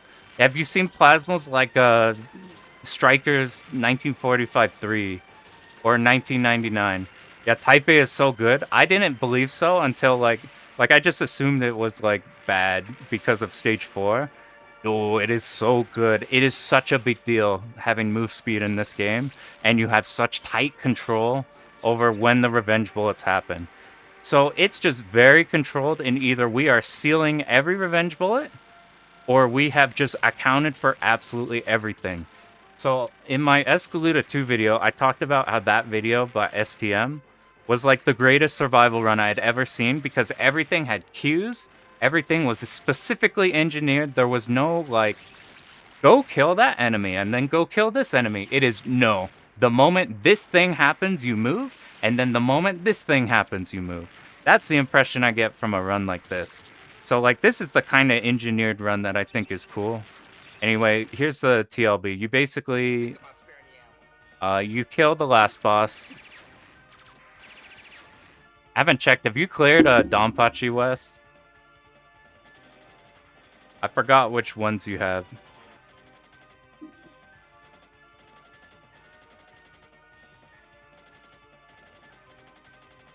Let's get the... Okay, so we have 2 bombs right now. I don't know to what extent is random here. Like, maybe the red shots you have to adapt to. I won't know until I get my hands on it. Dude, this pattern in SDOJ is such asshole. It's so fucked. Oh, you got burnt out from schmutz for a bit? Yeah, that's fair. I feel that, especially with the fucking hard-ass games. Anyway, we still haven't bombed. I bet Plasmo's got great tips, yeah. Imagine, are you interested in scoring these? I know, like, there's like a lot of really good, like Juju Kenobi's like getting higher and higher scores in this. I know a bunch of dudes love this game for doing like the big score. So look at that 2 bomb. No resource check. You do have fewer lives. So this is 1 life lost. There was 1 life lost in the first loop to get the no miss rank down. So you don't have 7 lives like DoDonPachi, but you also don't have to blow 9 trillion bombs on the end. So that's why I'm stoked about that. I'm the same opinion, Wes, of playing Donpachi score instead. It's I don't like stage long chaining. I like the idea of chaining, but stage long chaining to me is like fucked up.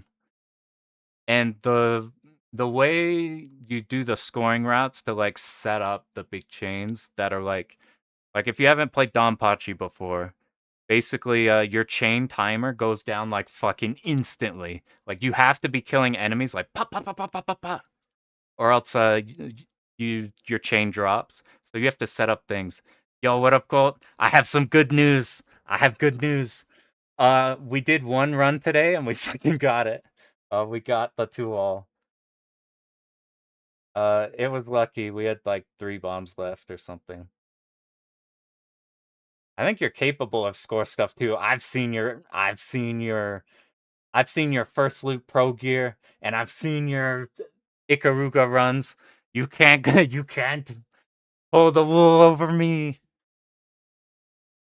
Oh, thanks a bunch, dude. It was basically, I don't know if you saw yesterday, but yesterday I was fucking furious, and today we basically just decided not to be mad. And it turns out it worked out, even when we messed up a bunch.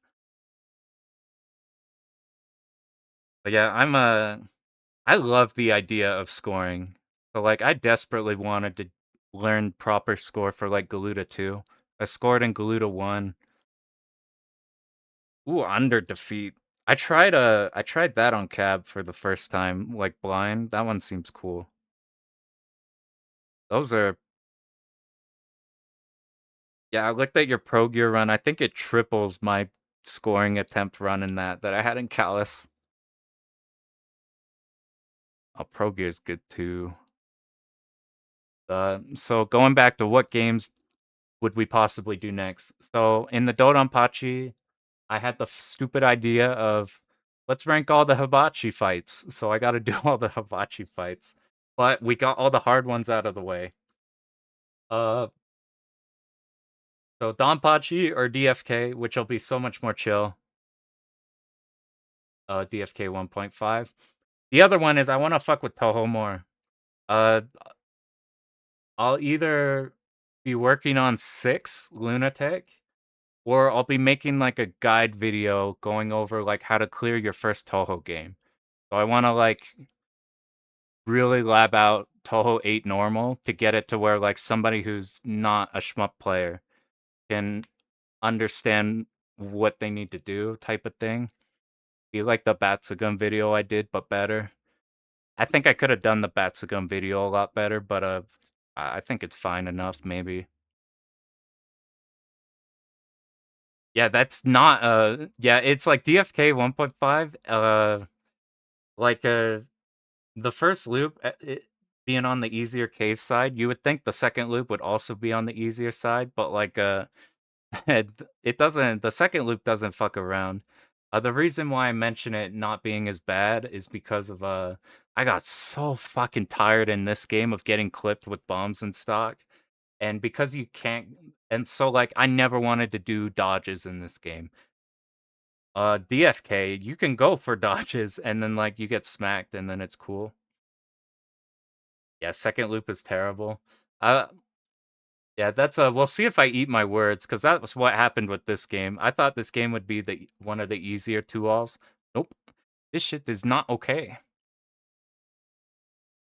So, DonPachi, this game I'm interested in. Futari God Mode. I found a Loop isn't too bad. It's you basically can't get hit twice, which sounds pretty bad, but no, not like Ketsui. No, no, no. The what it is you basically, so you're playing like strong style, whatever strong is called, I think. Uh, you can't get hit twice is the rule for that style. Uh, so you can hyper all day. You cannot bomb twice, and you have to pick up every B. Those are the Ura loops. The Omote loop, you should can pick up like some of the Bs and you'll get in there. The reason I say that's not so bad is because we did DFK Black Label, and the hibachi requirement in that is basically the same, and that's a way harder game. And I didn't have a hard time in Black Label hitting the requirement, I think. Like I literally one shot DFK Black Label with hibachi, and then like an hour and a half later we killed a hibachi again. So that's why I have extra confidence in DFK 1.5, because I'm like, and if you look at 1.5, you fucking just hyper all the bosses. You hyper, you sit on the boss, you instantly build hyper again, you go off the boss, and then you run up and hyper the boss again for like every boss. So I could eat my words, and maybe that first loop will be an asshole like this one was. This first loop isn't bad. It's just long. Yeah, hibachi will be way harder. That's definitely a thing. Black Label hibachi's a joke. The like final pattern you don't do anything on. You just hyper, yada yada yada yada, hyper, yada yada yada yada, and then it dies. Yeah, I think that will be. We'll see if I like underestimate that hibachi and then start dying. What up, Craig? Have you played this on arrange mode? The arrange mode hack that Trap did? The one that like makes it like Bach Raid, where you can bomb and hold your chain, or suicide and hold your chain. I haven't like cleared it. I have messed with it. I really like Bach Raid. So I have like dabbled, but not seriously. Appreciate it, dude. Yeah, I think we'll make it happen. It'll probably be Hibachi will be mean. And a Golden Disaster is a way harder than Black Label. Like way, way, way, way, way harder. So that'll be a thing, but uh, I'm interested in that. Other option, Toho 6 Lunatic, I'm interested in. I want to do my first real Lunatic. The last option, which is probably the one I should actually do because I'm tired of loops right now, is God Mode Futari. So I found. Oh hey, what up, Gigabyte? No, former Gigabyte. Now Craig. Yo, appreciate it, dude. I wasn't sure how the Batsugun video would go. Well, I appreciate that. We yeah, Fatari God mode. So there's two. Yeah, it makes you, even if you're not playing for score, you do like it looks terrifying. Yeah, so let me share with you guys a secret for Futari God mode. Black Label Maniac for that's also hard steel. I'm like, don't like you say that doesn't suck. I'm like, no, no, shit's fucking hard. I appreciate it, man. All right, I'm gonna pull up two replays that will fucking blow your fucking mind for Futari God mode. Uh, Arsa walling you.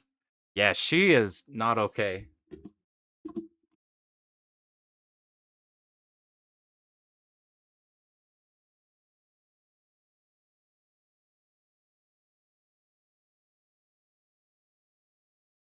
Okay, I pulled up two replays that make me excited, like really excited.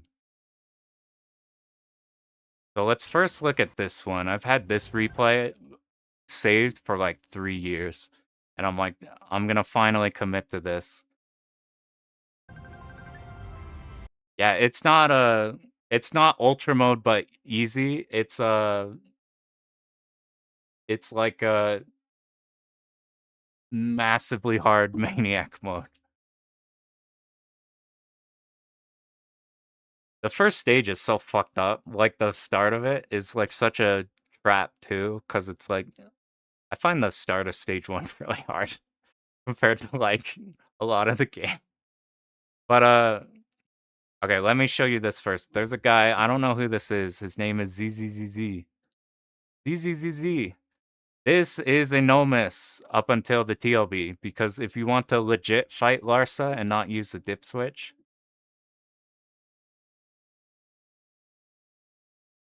Are you sharing what? Like for like replay? I just pulled it up now. Okay, so this run is like genetically engineered to be ultimate survival run. So I've had this one saved for a while because this run does not get the second extend. I don't think spiritual. This is one I might really eat my words on, but I suspect spiritual Larsa is so much more chill, at least than all of these hibachis. But actually getting to her, I think, is a nightmare. I think this is on the wiki. I want to say it might be. I feel like I saw it, and then I saw like a different name for ZZZ or something. But so this is a genetically engineered. I'll link it in the. I'll just toss it in here just for like so we could just have a link. Yeah, second extend is tight, but so this is like they don't fuck around because they know that they're gonna no miss the game. No scoring, basically. Like we get this one, but like whatever. So like let's get fast forward, end of the game, we're fucking like less than 500k. So this is pure survival. Pure. We are only concerned with not dying, and not dying is the only thing that matters. So every big cancel like this, we are not going to last. We are trying to kill every big cancel enemy as fast as possible. Uh, they s- they use their Reco options really good. Yo, Wes, how much do you want Black Label Reco in fucking Ultra? I'm like, this ship is so fucking good. I'm like, imagine you go to Ultra and you're like, I fucking, they're on the other side of the screen. I don't have my cheater ass homing options now. But so this shit just kills everything. So like big pattern comes in, doesn't matter, we kill it. Maybe we get in a pattern. Nope, we don't have to. Yes, please. So that's one I've had saved. Oh my god. Dude, you gotta play Rekko in 1.01? Is she bad in that, like in a 1.5 where she does 0 damage? Or is it like, I don't know. I don't know anything about the Ultra ones.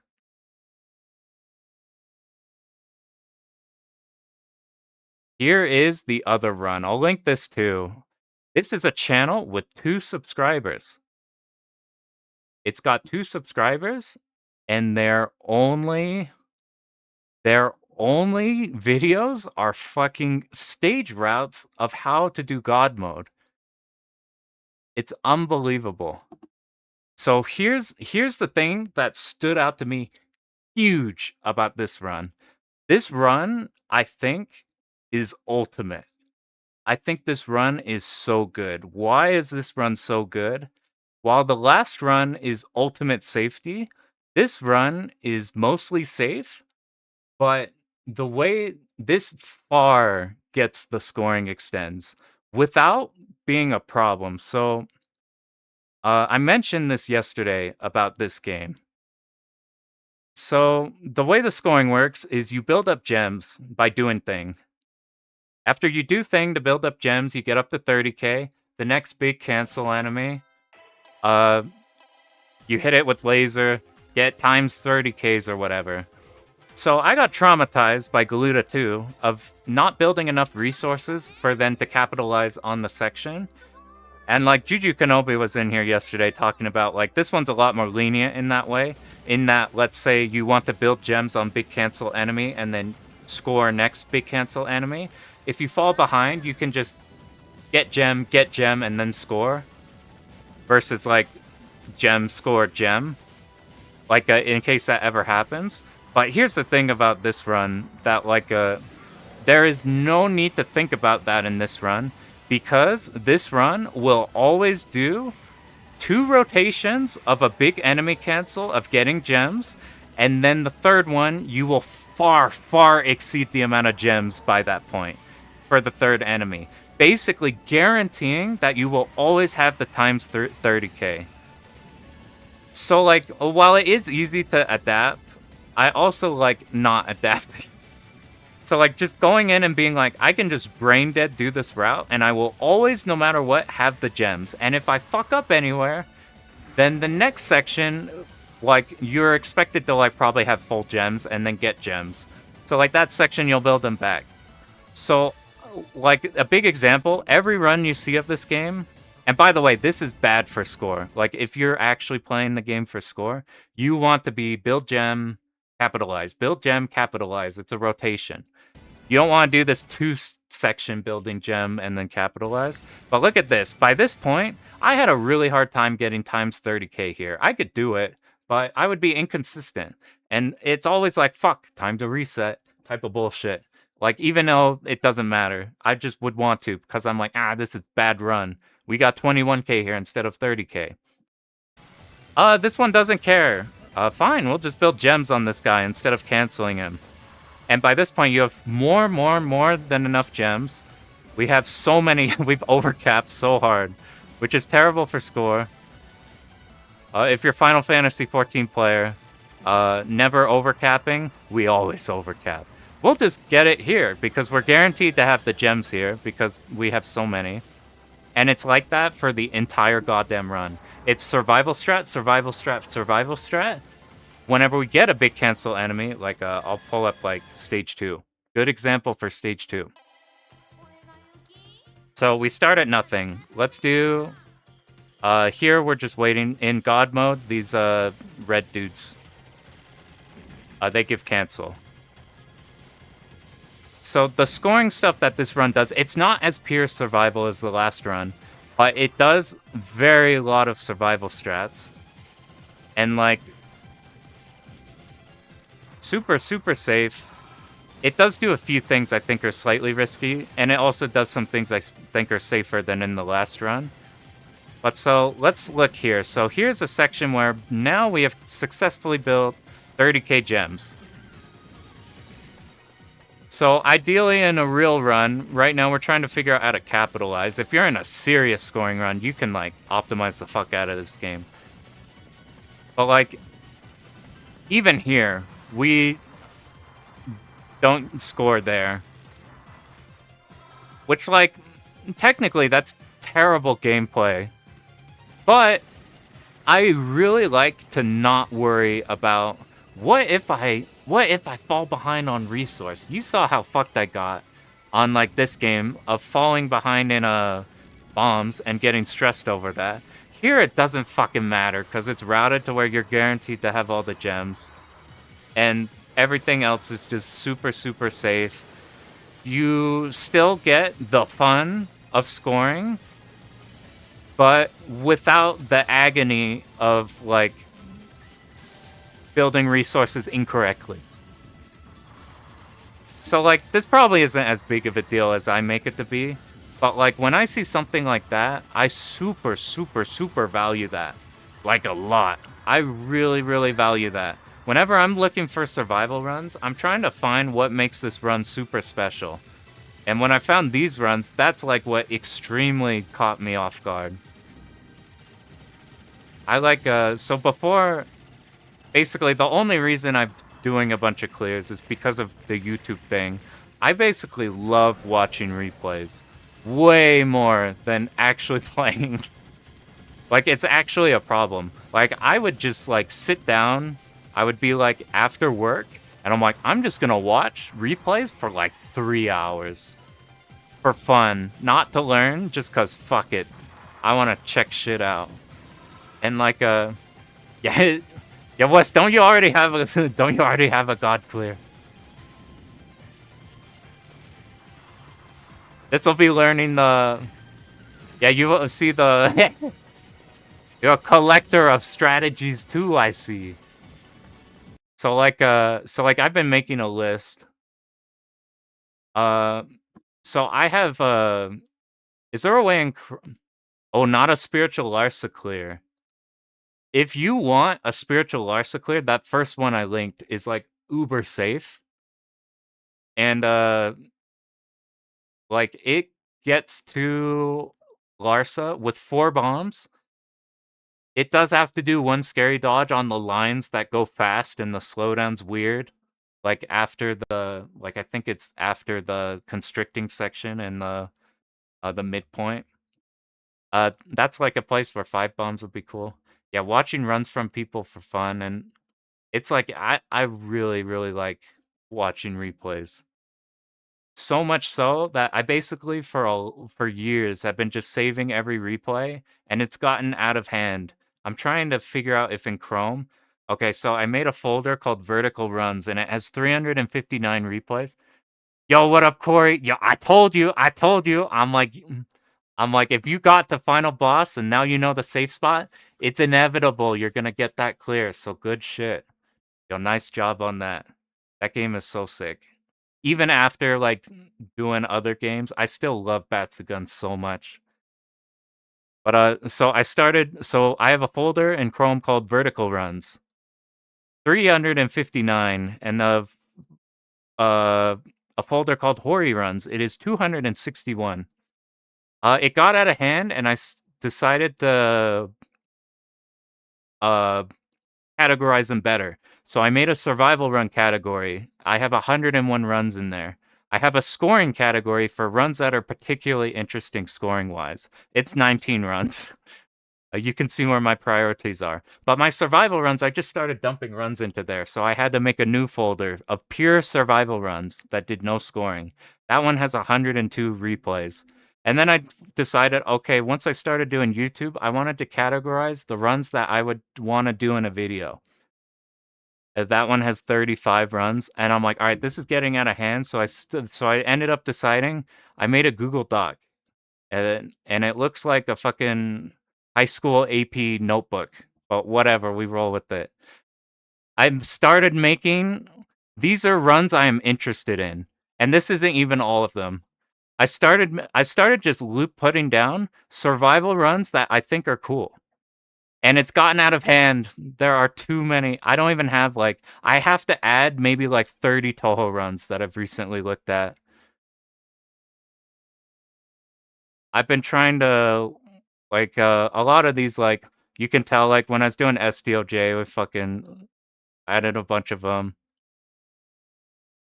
So like Bat Rider, I have a fuck ton of runs saved for whenever we do that. Garaga, I have a lot more runs saved not in here of Garaga.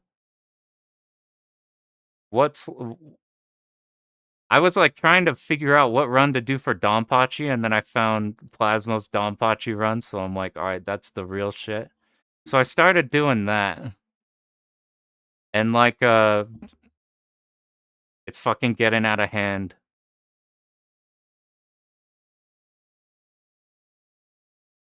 So now it's just like, fuck it, what game do we learn? I guess we learned this game today. Just open that replay, and it's like one that's good. Uh, So I talked yesterday about also being interested in Toho Lunatic. I have not been interested since being good at shmups. By the way, tell me if my voice is too loud since I'm facing here. I've noticed that it being right here and the fucking thing is capping out. Yell at me if I'm like screaming in your ears. But I didn't want to mess with Toho Lunatics, even though I started with Toho, because okay, appreciate because of you have to dodge.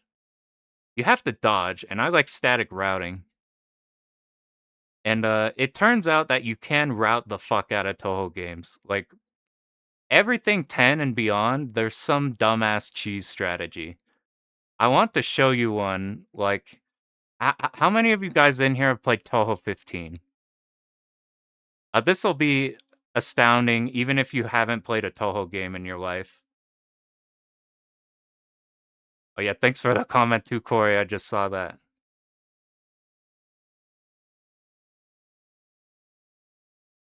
All right, let me pull up. Okay, so anybody, even if you haven't played Toho, you're gonna know that this one's special. You play on Noho, clear to feel on hard.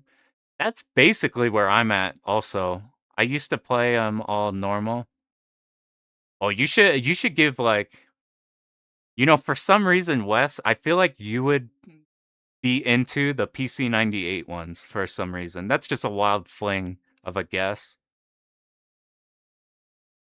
Yeah, that's what I used to do still. I basically, before I knew how to learn, before I found Prometheus's like a full extent of the jam, before I found out how you save state grind to learn games, I basically just did normals and then would be like, oh, a Jamer's video came out of Lunatic. Oh shit, this shit's unbelievable.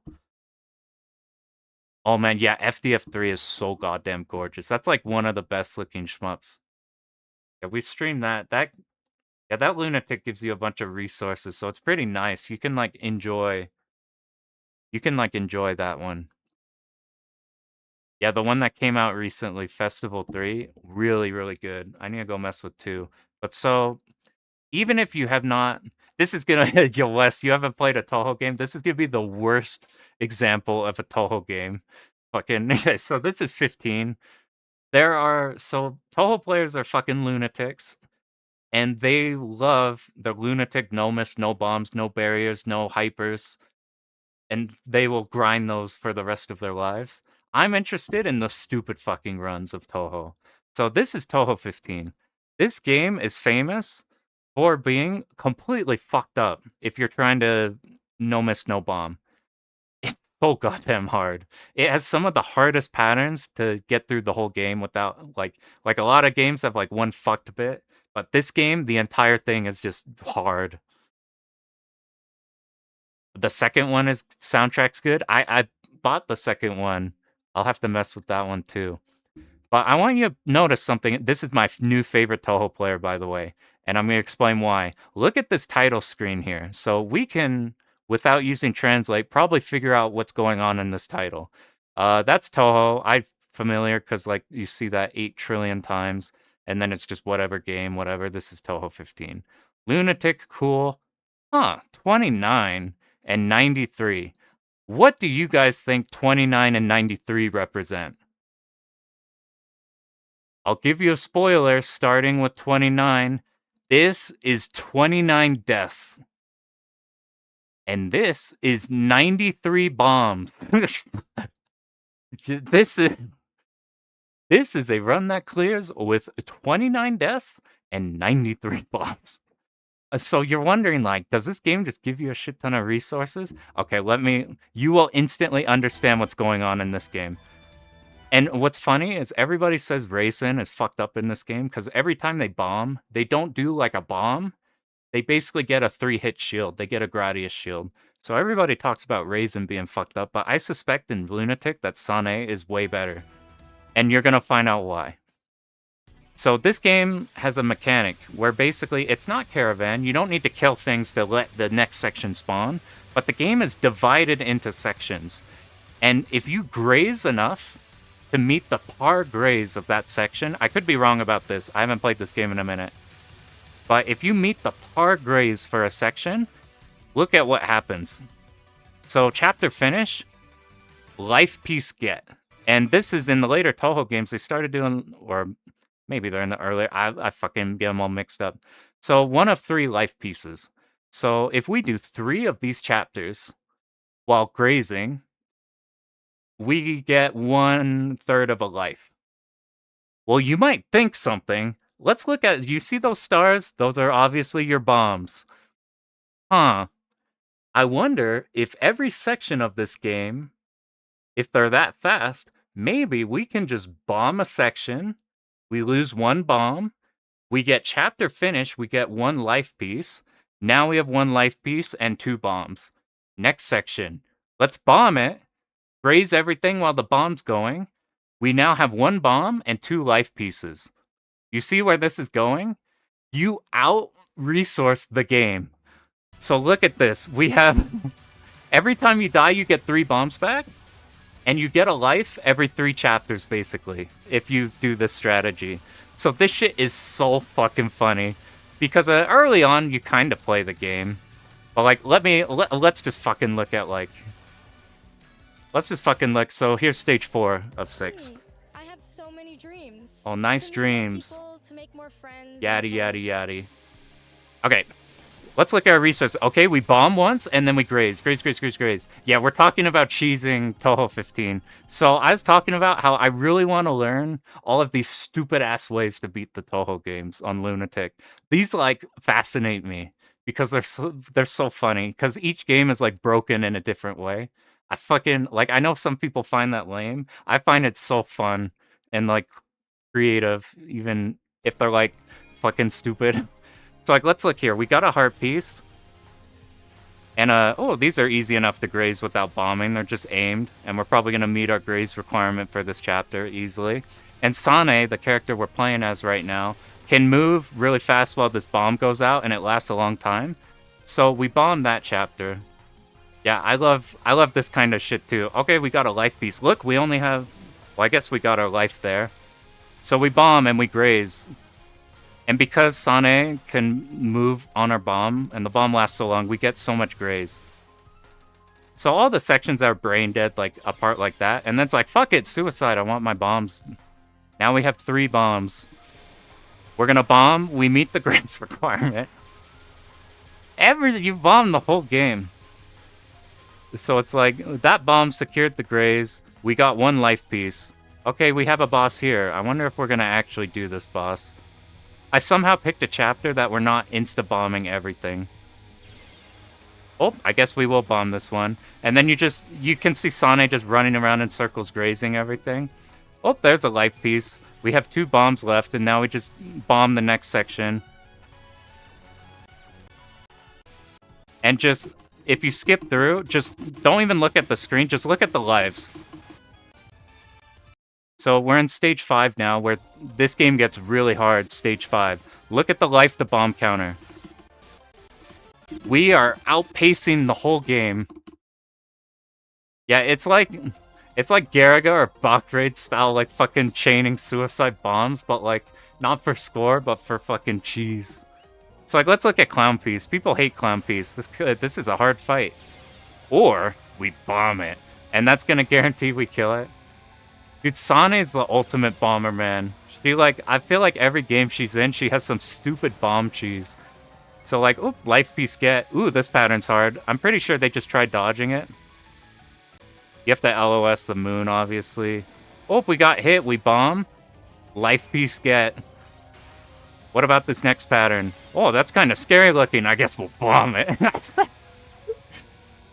Oh no, if I use too many bombs, I'll run out of lives.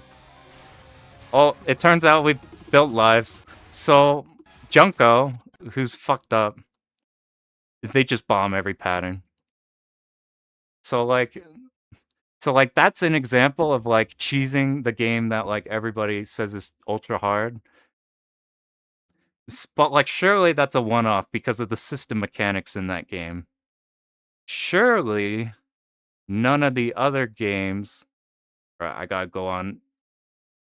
How do I not break everything? It's on my other account. I have them saved. So every game from like this is the actual funny one though. Alright. Okay, still streaming. I did it. I didn't break the game. Here, I'll just show actual Toho for a second too. Let's look at if you want to actually play Toho.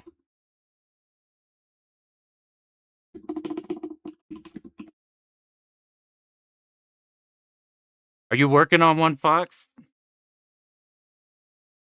Yeah, like I imagine you have to have like take into account every possible way to break them, because like some asshole like me looking at these dudes replays is gonna come in and do stupid shit.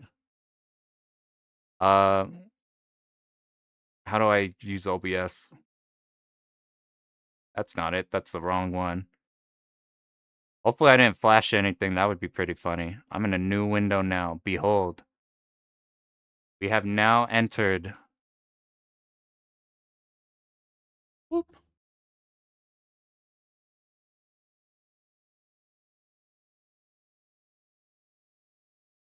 So here, if you haven't seen like actual Toho, this is what actual Toho looks like. This game has like no cheese.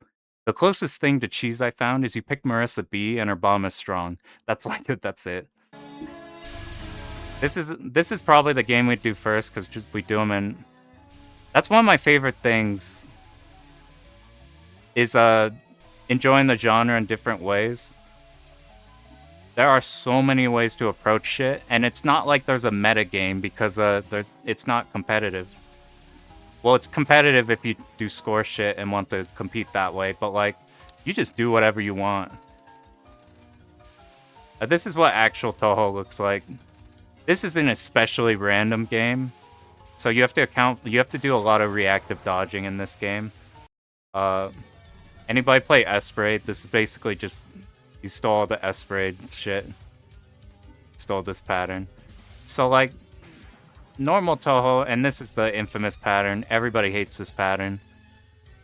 This is a pattern that like ends everybody's. Yeah, Toho 6 is toxic. See, there's somebody who's played Toho 6. They know that this shit is RNG as fuck. Yeah, scoring can also be broken. I haven't looked too hard, but I have enjoyed watching. Like I've seen like Toho 8 scoring ones. So like this is kind of what you expect in normal Toho runs, except games after this have a lot more like static, your cave style patterns also, where you route them type of thing. But like that's like what you expect out of normal Toho. But as soon as Toho 10 hits, dude, I love Toho. Were you here yesterday? I pulled up the. I don't buy physicals for anything, but I had to get this one. It's so goddamn good. Okay, 11 is turbo good too. 11's awesome. Well, first time catching, sick dude, I appreciate it. A tall 8 fucking good. 11, this could be a wrong comparison, but when I was new and like thinking about the games, I always thought of Toho 11 as like the DOJ of Toho. I don't know if that is right or not, but what was I gonna show? I'm gonna reveal all of Wes's routes for DDP. You could cheese the cat. I found a run that uses a Marissa with the Garaga options with Patchouli. That's the one I kind of want to learn for that. Okay, what? I'm trying to think of the most egregious cheese. Okay, this is the most egregious cheese. So I'm not a fan of in Mountain of Faith, the 10th game, doing the bug where you get like quadruple damage or some dumb shit. Whenever it's like a glitch where if your power is like at a certain point, you do it. My routes. My routes, I've been saving those, and then like the ultra score players who they just post their they'll just post their arcade and they're like, this is the score I got. I'm like, they're like, don't post the replays. Like, post the replays. I don't care if we can now see all of your strats. Yeah, Toho 10 is a speedrun because of it. That's pretty good. This is another way to speedrun Toho 10. So we're not doing this game has a glitch where if your power, it's something like if it's between like 3.5 and 3.9, those numbers could be wrong. It's something like that, and Marissa Laser basically just deletes every boss before any pattern can hit you. I'm like, that's more of like I just don't care for that type of run. But this type of run is so sick. So this game started experimenting. The last game I showed had bombs. What this game started experimenting with, and they really only did it for Toho 10, 11. Is that it? Just 10 and 11 that did the power plus bomb mechanic? Basically, you see your power here. Every time you get like 1. So we're at 1.55. You get your option or whatever up till power of 4. Well, it's the first time Zune did this mechanic, so I suspect he made it lenient so you wouldn't like bomb and then be shit out of power. But there's a problem with that. And wait, is this a... Let's go to a real stage. I need you to see how fucking funny this shit is. So your bombs are tied to your power. So let's bomb. And oh, we built like 40% of a bomb back. Please don't freeze on me. We need to get to a boss. That's where it really shows. I think Notori's about to pop up. Oh, okay. Oh yeah, I forgot. She fucking runs away. Let me just get to the boss. Okay. How many patterns do you think we're gonna dodge? I wonder if the replay is jacked or if it's... I think that's the replay and not mine. Oh, is this not the replay I'm thinking? Ah, fuck it. Wait, I think Asagami, fuck yeah. I can only find him by searching... Okay, this is the... Where is, Toho? I know Asagami did Cheese Run.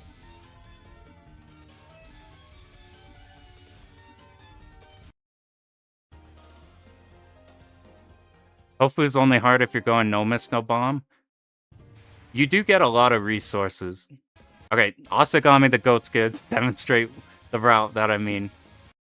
So, here's boss. Oh, fuck you! How are we going to deal with the next pattern? I think we actually do dodge the next pattern because it's fairly easy. This shot type does a lot of damage too. So, yada yada yada, we get the real boss. Oh, we're gonna dodge a first pattern. And then what do you think we're gonna do?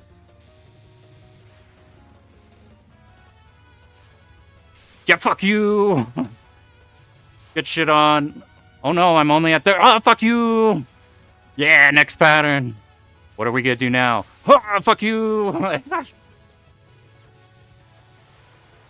It's so funny. And you built... So it's like, oh no, but we're going to next stage with low power. Well, it turns out that doesn't fucking matter. You built power back so fast. Get Mountain of Bombs. So, like, you cheese this game with fucking bombing. Like, it's so funny when you get the Sane. This is the 5th stage boss. And it's like, uh-oh. Uh-oh, here comes... I guess this is a dodgeable one. You know, something interesting. I never cared for this game. Like, I don't care for the theme at all. And yeah, fuck you. And I never cared for the music. Recently, I went back and I'm like, wait a minute. Dude, the Mountain of Faith soundtrack is fucking incredible. It's so goddamn good. I don't know why I always thought this game was trash. Oh, hey, we're gonna do a little bit of dodging? No, fuck you. We're gonna bomb every pattern. Okay, maybe you guys are sick of me talking about patterns that you bomb. How about let's do a game where we're not gonna bomb everything? That sounds good, right? Let's just we're sick and tired of just bombing every pattern. That's boring. Let's instead talk about a run. We're gonna do Toho 14. This is also a hard game.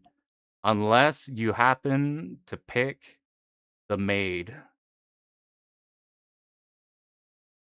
Nope, this is Reimu. No, yeah, this is Sakia. Oh yeah, final pattern in Toho 10 is like one of the peak shmup patterns. Yeah, Mushi and Futari. We were just talking about the God mode runs and like some of the routing on that. Yeah, those games they'd be good. Okay, this one doesn't cheese bombs, but this game has a mechanic with Sakia. So she puts her swords out when you're in focus. Working on God mode clear yourself. I don't know if it shows back in the chat, but if you're a pussy like me and do survival strats, we're showing a few replays that are unbelievably good for survival. This game has I wonder where's the best spot to show it. I don't actually know what this fourth boss does. If you just hold shift, let go, and then hold shift, and then let go, and then hold shift in a certain rhythm, you blast all your swords, and then you cut the cooldown, and then you blast all your swords, and then you cut the cooldown, and you blast all your swords. Look at what we're doing right now. We're just sitting next to the boss, and this also has a gimmick where whenever you hit him with that, the pattern's slower. So this pattern is also easier.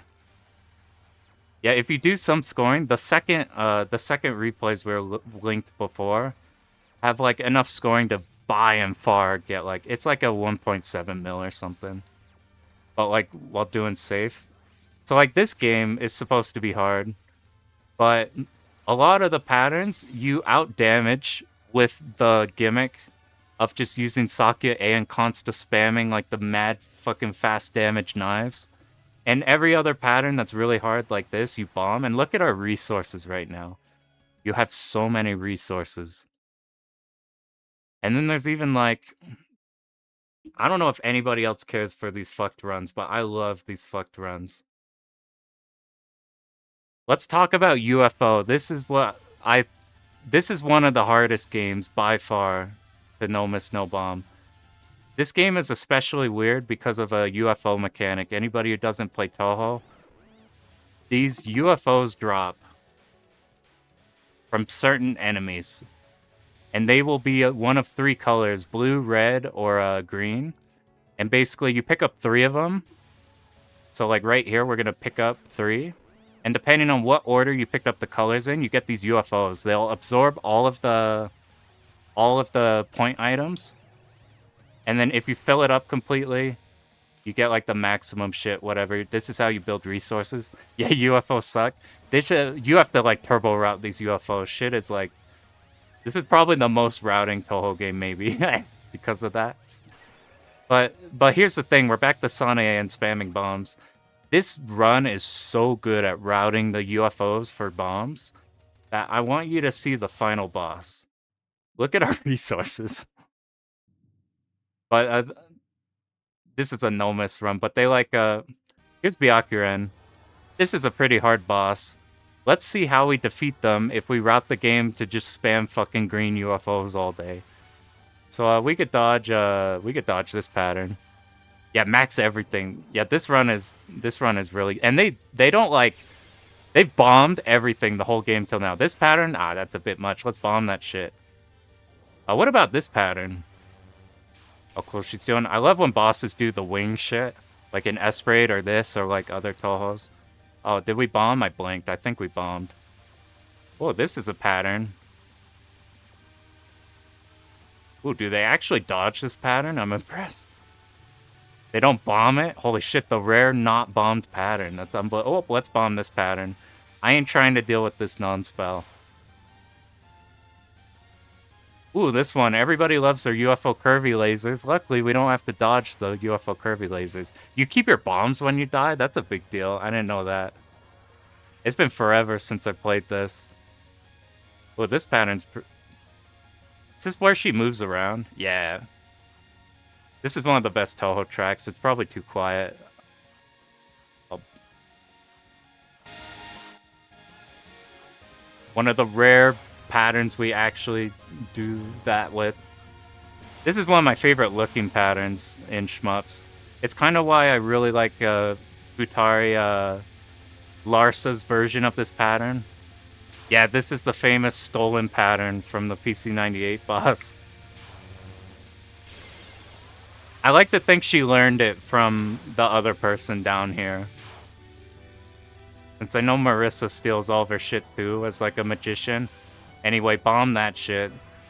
This pattern's really hard to damage because she's flying all over the place. Or we could bomb it. We haven't used many of our bombs this fight. I don't know if you noticed. We never used a single bomb on this fight. But surely the final pattern... But this is a really hard final pattern.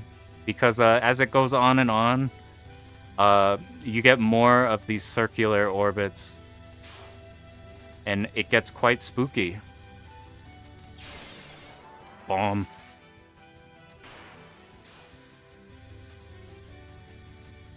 I appreciate that a bunch, Seth. That was like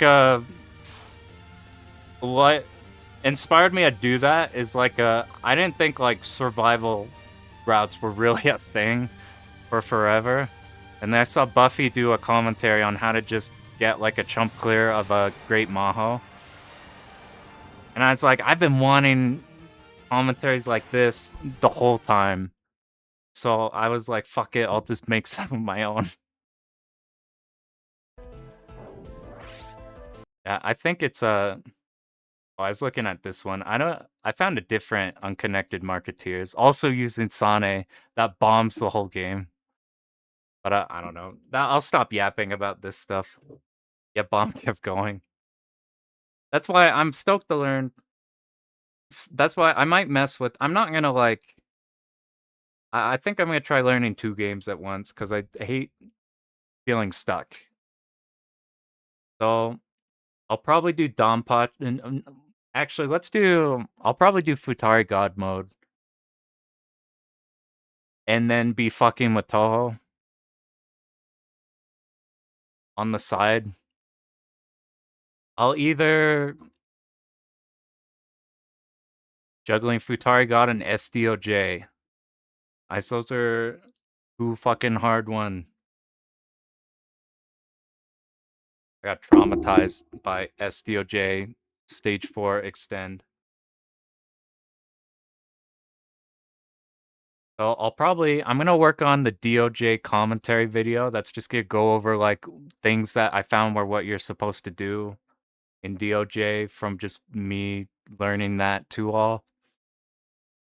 Then I'll probably do one like a guide geared for newer people. It might be like a Toho normal thing just to like get like people who I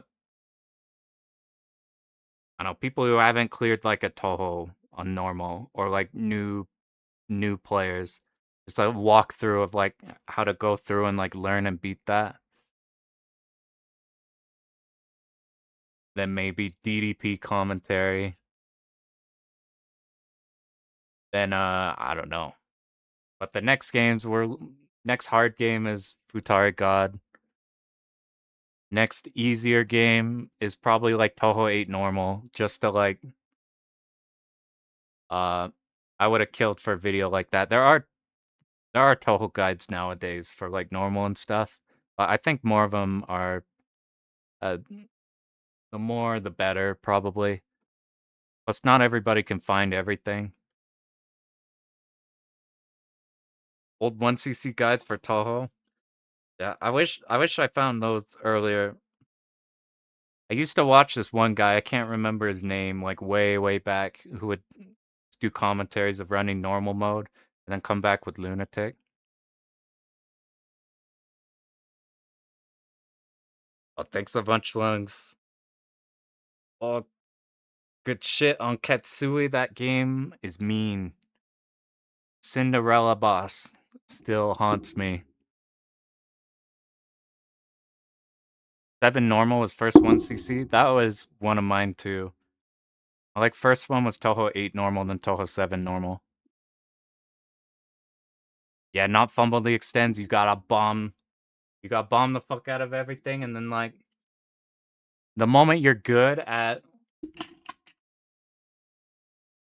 if you don't stress about that like second extend, if you like have that routed cleanly so you don't worry about, and the battleship you get, it's like we're clean. We got so many bombs. But good luck on SDOJ. That shit's hard. The thing I didn't put in that guide, what you want to do for the stage 4 mid boss. Yo, what up, Point Blank? We got it. We got it first try. I talked earlier about trying to be way more calm, going through all the parts that like I thought I had routed good, but we had to fix, and it turned out that was enough. Just mindset change and a little bit extra practice. SDOJ, real quick. Stage 4 extend. When you're going around and the boss is about to start shooting, you basically want to start that pattern where you've successfully streamed all the way around. At the bosses, like let's say, like if you're going from like top right to bottom to left to up, you want to start the boss on like the where you're at the like the very right of the boss, and then you hold down, and it makes it so you can get into that pattern really easily and not do whatever the fuck I was saying in that guide video. Have you thought about pink suites? I looked at Plasmo's no miss and like survival stuff for that, but that shit's so long that I have other games I want to do that are faster. Oh yeah, I talked about, yeah, last night I was so fucking mad. We talked about what we thought about DoDonPachi in the end, and I'm like, I don't have a clear idea because I was so angry yesterday. And I thought about it a lot more after stream, and I'm like, I think most of it is an actual skill issue and preparation problem. And for playing too long, so my mind was clouded on like what I think of this game. I still prefer the other games in DDP. Just because I don't like how it feels when you die in this game. It always feels like you get robbed. Now you're working on DDP 1 all. I'm to get those bombs. Bomb the fuck out of 1-5. Bomb the fuck out of that hallway.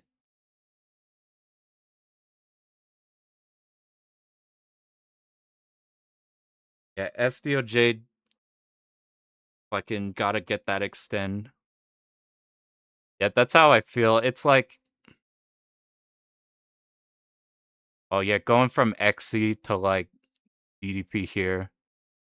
Yo, what up? I got good news about the grind. It was not a grind. It was a 1-run clear today. Oh, glorious. I don't know if I could play it back or whatever. Basically, we learned exactly what we needed to do. Oh, trying to overflow SDOJ? Oh, shit. Hyper, hyper, hyper, hyper, hyper, hyper, hyper.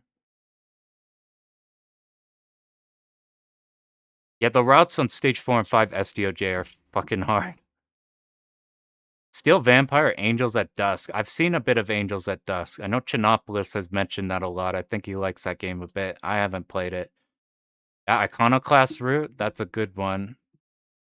That's a real gamer. Yeah, DDP's a real tilter. Yeah, we got the 2-all. Basically yesterday we were fucking pissed because we tried it. We basically got the hibachi a shit ton of times and then flubbed, which was fine, but then the rest of the stream, we just kept dying everywhere. So we cleaned it up today and then tried not to be mad, and it worked. We learned that if you just bomb hibachi safely, it's way better than trying to eke out damage. Yeah, I should probably do that for SDOJ. Dude, SDOJ is so fun. I will literally never play that game again because you know what happened? Uh, one of the local real quick, any tips? Hallway of Doom first loop. Should bomb that shit. It's so I have trouble doing it. The first loop, Doom hallway. Like I'm inconsistent at that, and I'm going for the 2-all. So just bomb it. It's worth it. Even if you die, let's say you have 1 bomb and you're gonna 3 bomb it. Bomb it, and then suicide, and then bomb it. Just bomb it. It's not worth. It takes so long to learn. But yeah, SDOJ. I went to an arcade meetup and I got a chance to do SDOJ on Exa. And Exa, oh my god, it's got such good input delay. It's ruined everything. Fucking the main SDOJ, it's just too laggy for me. Xenia, way too laggy. Even RetroArch with cranking every fucking cheater option, it's still like, ugh. I'm like, I got ruined. I'll never play SDOJ again because of Exa. I'm so sad. Doing no miss to that point and then blow it? Yeah, just fucking blow all the bombs. Here's the thing, like, you get 2 bombs in the next stage. Yeah, you try to dodge it. Yeah, you can learn, like, how you dodge it. Go look at, like, Wes DoDonPachi 2-all. You can see, like, some of the strategies you would do to dodge it, and then you bomb when you're scared, but it's so easy to get clipped on. Like, if you want to learn some of it, my advice would be learn how to do the first bunker, and then bomb if it goes wrong. Bomb the second bunker, that shit is unbelievably hard. And then bomb the section after the big building to cancel.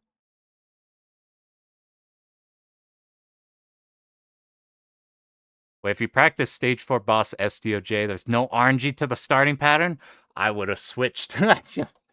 I would have switched to the 360 version. Dude, you know what's kind of funny? I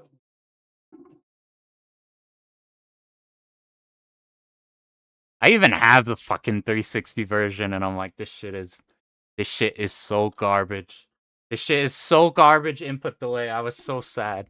I got that like 100 years ago for like $30 because like when it came out, like who gave a shit? And then it's kind of it's kind of expensive now.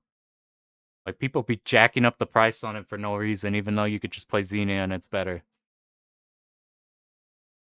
No RNG to starting pattern. If you practice, okay, gotcha. Man, that's so interesting. That makes it so. God, I fucking hate that extend. It's so hard. That's probably the hardest extend to get. It's like that one, Mushi. Futari's is really easy to get. Like, it's literally just knowing it's there, and then there's like 4 cancels next to it that like clear the way to it. How does the ship survive its own bomb? It has like a D&D sorcerer, like what's that like feature called where like your fireball goes around your allies? What are the hardest extends to get? I'm gonna look at cave list real quick. Yeah, I think it's worth bombing for the extend there. I'm like, failed the extend, getting clipped by, yeah. Yeah, it is mean. Yeah, meta magic. Your ship has meta magic on it. Or it's one of those anime ships where it just comes out and just shoots everything everywhere. Katsui third. To me, that one's like a routing thing where it's like it's pretty rough, but the routes I didn't have the second one I think is easier to fuck up in a weird way. Just cause like if you don't kill the turrets before the helicopter comes in, it's like awkward. The battleship is like pretty mean. Oh yeah, Galuda 2. Oh my god, Galuda 2. Okay, it would be it's probably let me look at a list of cave. Look at Shmup Wiki. Yeah, the big ship in Katsui. I haven't played all the cave. Alright, DonPachi, brain dead to get. DoDonPachi, brain dead to get. Esprade, brain dead to get. Dangun, I don't know about. Guwange, I heard is weird. Pro gear is mess upable, but not bad because it's the only thing happening. It's the one where you gotta kill two things in a certain order. That one's not bad. Diojo, where's the Diojo extend again? I can't believe I can't. Oh, Diojo's fine. Once you get comfy with it, it's in the mid bit. Diojo's like, you can fuck it up, but I never worried too hard about it. Katsui is on the harder end. Galuda is brain dead to get unless, like, a catastrophe happens and you get killed by the turrets next to it and then it passes by. Mushi is really hard. Ibarra, I don't think has it. Galuda 2 is like very, very easy to fuck up. Pink Sweets, I don't know about. Futari is really easy. Muchi Pork, I don't think there. I think there is. I don't know anything about pork. I don't know anything about the Death Smiles Extend. DFK is Turbo Brain Dead to get. Akai Katana, I don't know the route too hard. SDOJ's fucked up. I do think, yeah, the Mushi one, it's simple, but like, I feel like it's the one of the easiest to get clipped on. Like, when I was doing Mushi one Maniac, that shit spooked me. Duange health refill's weird. Yeah, I know a lot of people mention the, like, weirdness with how that one works. I gotta mess with Guange at some point. But yeah, Galuda 2 Hidden Extend, you gotta dismantle a boss before it enters the second phase in a certain order. And the actual pattern it shoots at you is kind of hard. That definitely stopped when I was going for the no miss in Galuda 2. That stopped a lot of my runs. I basically would, like, the only 2 points that would kill my attempt into Shinsasari was the stage 3 extend and uh like one part in stage 5. Yeah, I think you're right. I can't remember any in Akai Katana. I think it's just the scoring extends and then it builds that bar more.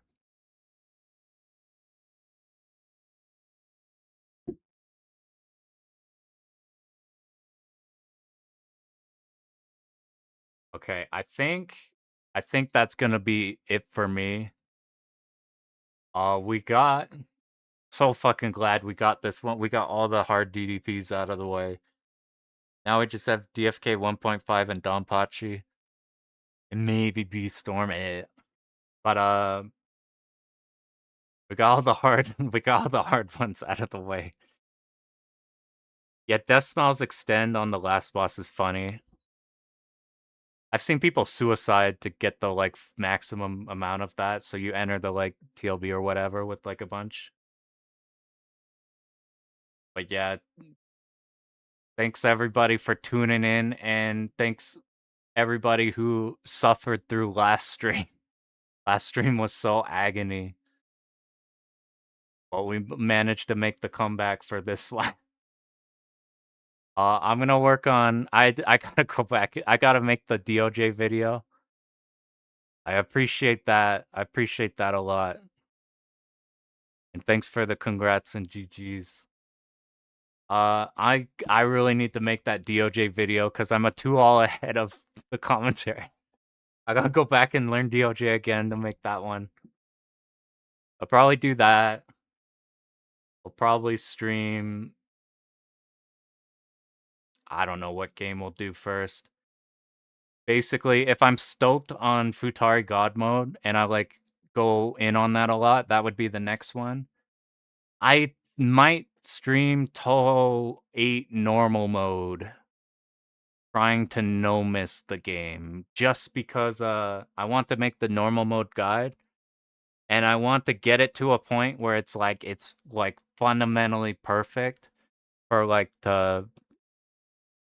I want to be as good as possible for a new player. 'Cause, I can only make that kind of video once. So maybe I'll try that. Or, you know what you might run into? You might see that I'm streaming fucking one of the Toho lunatics, probably like 6. Yeah, Futari Gods Turbo Peak. I don't know. There's so many games. It's just gonna be whichever one fucking the spinner lands on. But thanks everybody. I'll try to work on DOJ video. I never thought I could stream. This shit is unbelievably cool, and I never thought that was something I could do. So like thanks a huge, huge, huge ton for everybody who watches these in the videos. It means a lot. Alright, I'll see you guys. Good luck.